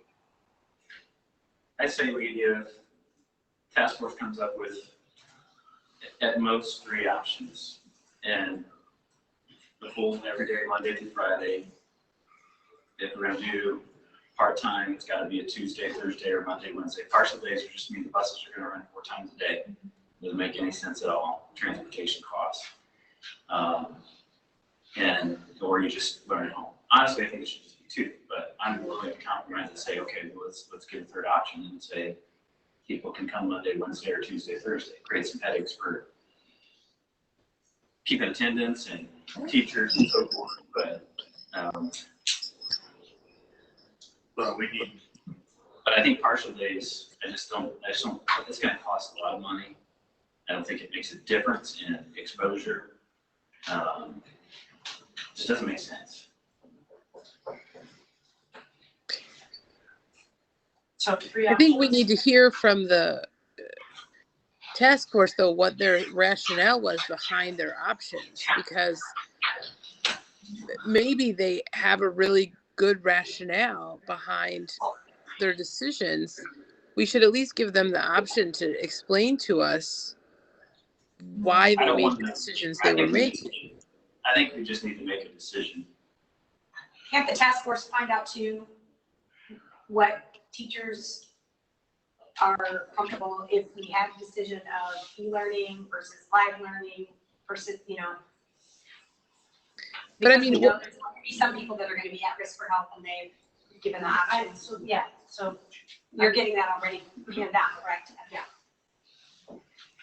I mean, I guess what I'm saying is I just want to hear why they chose their option as their first best, right? We allowed the task force to go with any option possible. Before we make a decision, I would like to know what made them think that was the best option, because it might be something we're not thinking of. I think I just want to understand. Yeah, so for the elementary, for K-5, the reason they looked at a half day, we went round and round, but they kept coming back to the half day because they felt that it was so crucially important that they see those students every day and have face-to-face interactions with every kid at that level, understanding that they are not as self-sufficient to be doing activities at home independently. And they felt like if they had half of their class, they would still be able to make the gains in reading and writing and math during that half day with those students, and then have other activities that they might be doing at home on the other half. But they felt like they could do it in those smaller chunks every day and make more gains than they could doing it in longer chunks. So I guess 2 days a week. I guess what I'm hearing from that then is that if we're going to have a partial day option, our professionals have said half days are better than 2 days a week for that age group. Right? I mean, I feel like we shouldn't tell them how the partial day should look if our professional teachers are going to come up with that. I understand Jeremy's point, and I agree with, like, we might say we want a partial day option, we want a remote option, whatever. But I just feel like if they have really thought this out and done a lot of work on this, that we shouldn't dismiss it without their consideration. I agree. I'm not saying we have to do it. I'm just saying we should understand all the information before we make a decision. I don't feel like we're dismissing it. We're just asking for more options. I mean, clearly identified kids that need to go to summer jump start based upon incomplete grades and things that they got because we didn't get grades, you know. So we have areas that we know that e-learning was difficult. So I think we need to look at that. You got the data in front of you that says, man, I need to target this population. I think it's important to remember. I didn't agree with that. I would like to see other options. And I think it's if the union just surveyed the teachers today, then they're getting that information today, and this has already been due. So now they'll have their information. We're asking for more information. It's also important, I think Dr. said it at the beginning, that the goals in the spring with e-learning are fundamentally different than the goals we have going into this fall school year. And that's important because I think the approach is going to be different based on that. True. Yeah. I agree that they got to be instructed on how to do it. We're not done that. I know we're going to, but. Are you good at this one? So I'm coming back with 3 options. Yes? Okay. All right, anybody I else? think it would be a mistake. I think it would be a mistake to dictate task force. I'm afraid that it will set aside all of the hard work that they've done. And like Colleen said, there could be rationale that we're not seeing, and they just haven't had the opportunity to explain. I think we should let them, especially since we're in the beginning of July here, let them iterate. And Let them then what? come back Could to you it. repeat that? Let them what? I said, I think we should let the task force iterate on the options and then come back to us. Like on July 22nd and then not make a decision about anything until later then? Maybe we need to schedule a special board meeting for next week. I think the task force can tell us how much time they need, but I maybe, don't think we need another board meeting. I think we can figure this out. We don't need 3 board meetings in July. I am willing to have a meeting with anyone from the task force if that would be helpful to what they have to accomplish. I guess I'm not sure I understand what it is I feel like this is their plan for part-time or what they propose, or we go full-time, or we go remote. I mean, those are the 3 plans. I don't know what more I can offer to a half-time. I feel like we've looked at everything within ISB's guidelines. If that's the team's recommendation within those guidelines for going half-time. If we don't want to go half-time and you want us to go full-time, I'm happy to start working on that, but I'm not sure what more I can explain in terms of how we came to our decision on the half-time. That's fair. Half-time at the time. This is it. Right. Appreciate So then you that. have a no. I agree. And yes, I'm the person, one of the people that said that, and you explained it sufficiently. I guess my point in that was because you've explained that the teachers have come to the conclusion that the best way to do it for K-5 is to go half days, then I would have a hard time as a board saying, sorry, you have to make that 2 days a week. When our professionals have decided that if we're going part-time, this is the best way to do it. I guess that was my point. I guess I would like to say tonight before we end that I support the plan that was recommended by the teachers because I think it was well thought out. And if we want an option for full-time, then we can ask them for that also. But I believe their plan for part-time is their recommendation, and I believe that I would like to support that.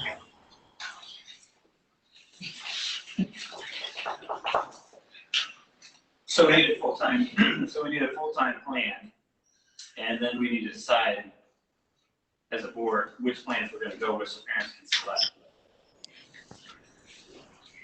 That's my understanding. I guess the thing that I'm asking for is, can we get feedback from the task force on the idea of a full-time plan? I want to know what they think of a full-time plan.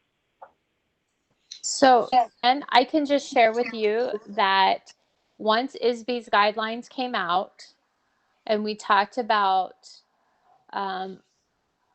their teacher recommended plan versus what was allowable under ISB guidance, which had more kids in the building,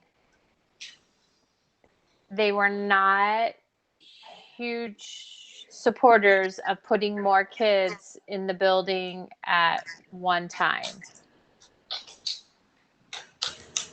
So the task force did not support a full day option. No, but I'm happy to work on putting that together for you and to look at that. All I can lay out are the things I can easily lay out the pieces within the guidelines that we would not be able to accomplish. And I'm not saying that, but I mean, I could, I can put in that kids would wear their masks all day. That would be obviously challenging for all of us, but it could be challenging, but not something we can't do. It's going to be the social distancing will not be able to accomplish. I mean, you look at some of those classrooms at the junior high and the class sizes in there. But even as I run the numbers through all 4 buildings, we have very few classes. And so even moving classes, I don't know that we would be able to accomplish that. But I can definitely go through some other pieces and put together what lunch would have to look like at each of the buildings if we all went full day to keep within the 50, those sorts of, 50 people within one space. I can put all of that together for a full day.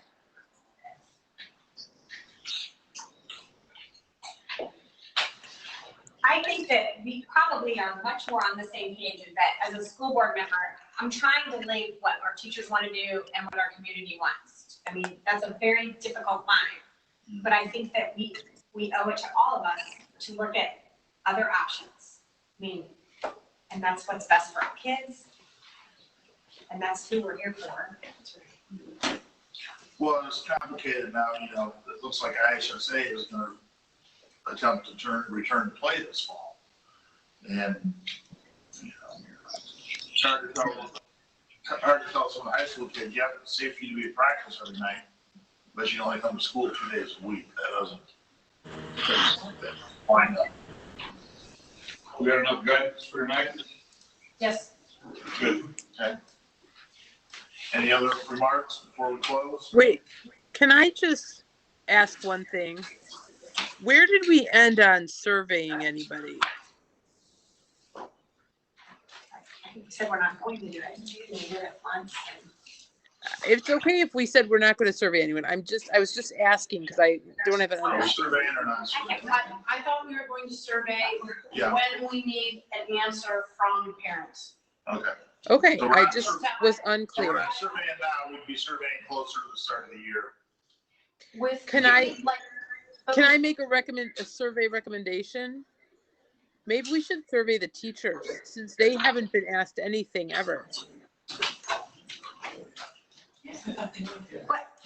But there were, we said that earlier, it was brought to my attention as I came into this meeting that the union surveyed their members today. Now, I said, I would really like to see that. I'm sure the board would. Yeah.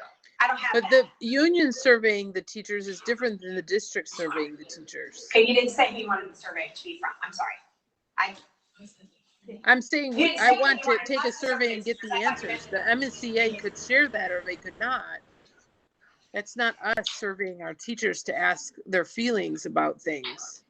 Right, when I you mean, said they we, came I to didn't us and think that's asked for us to consider their feelings as well as the community. So seems as though maybe we should ask them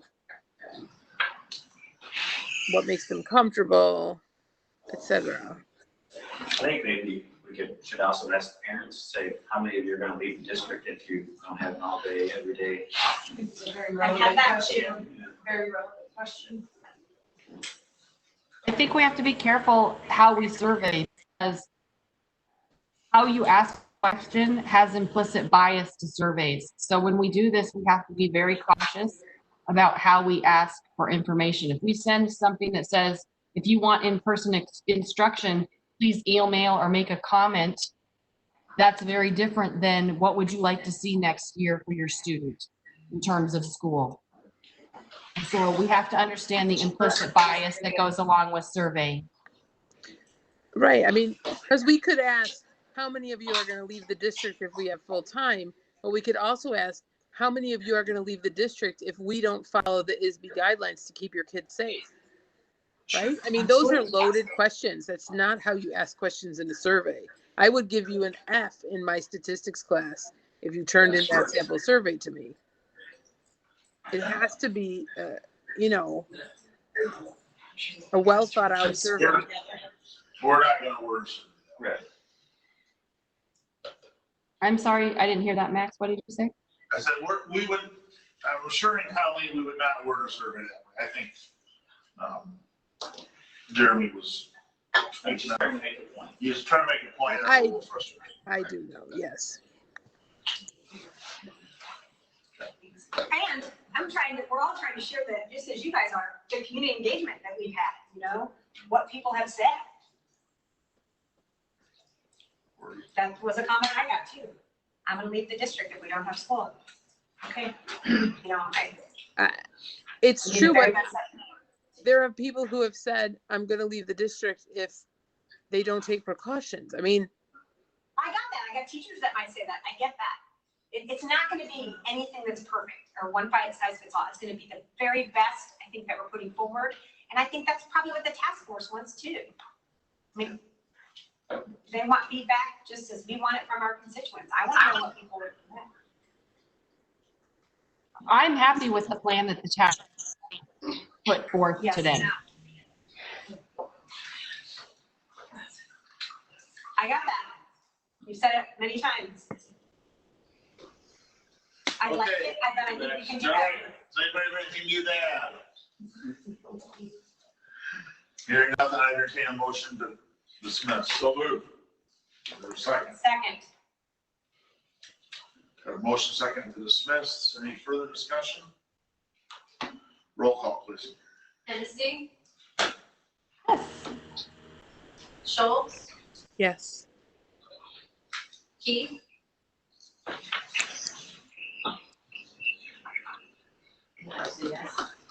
Giles. Yes. Hendricks. Yes. Larson. Yes. Everybody, thank you. It's been a long night and a lot of good discussion. This is not an easy topic. Appreciate everybody being here. I vote yes, we're dismissed. Thank you. Thank you all.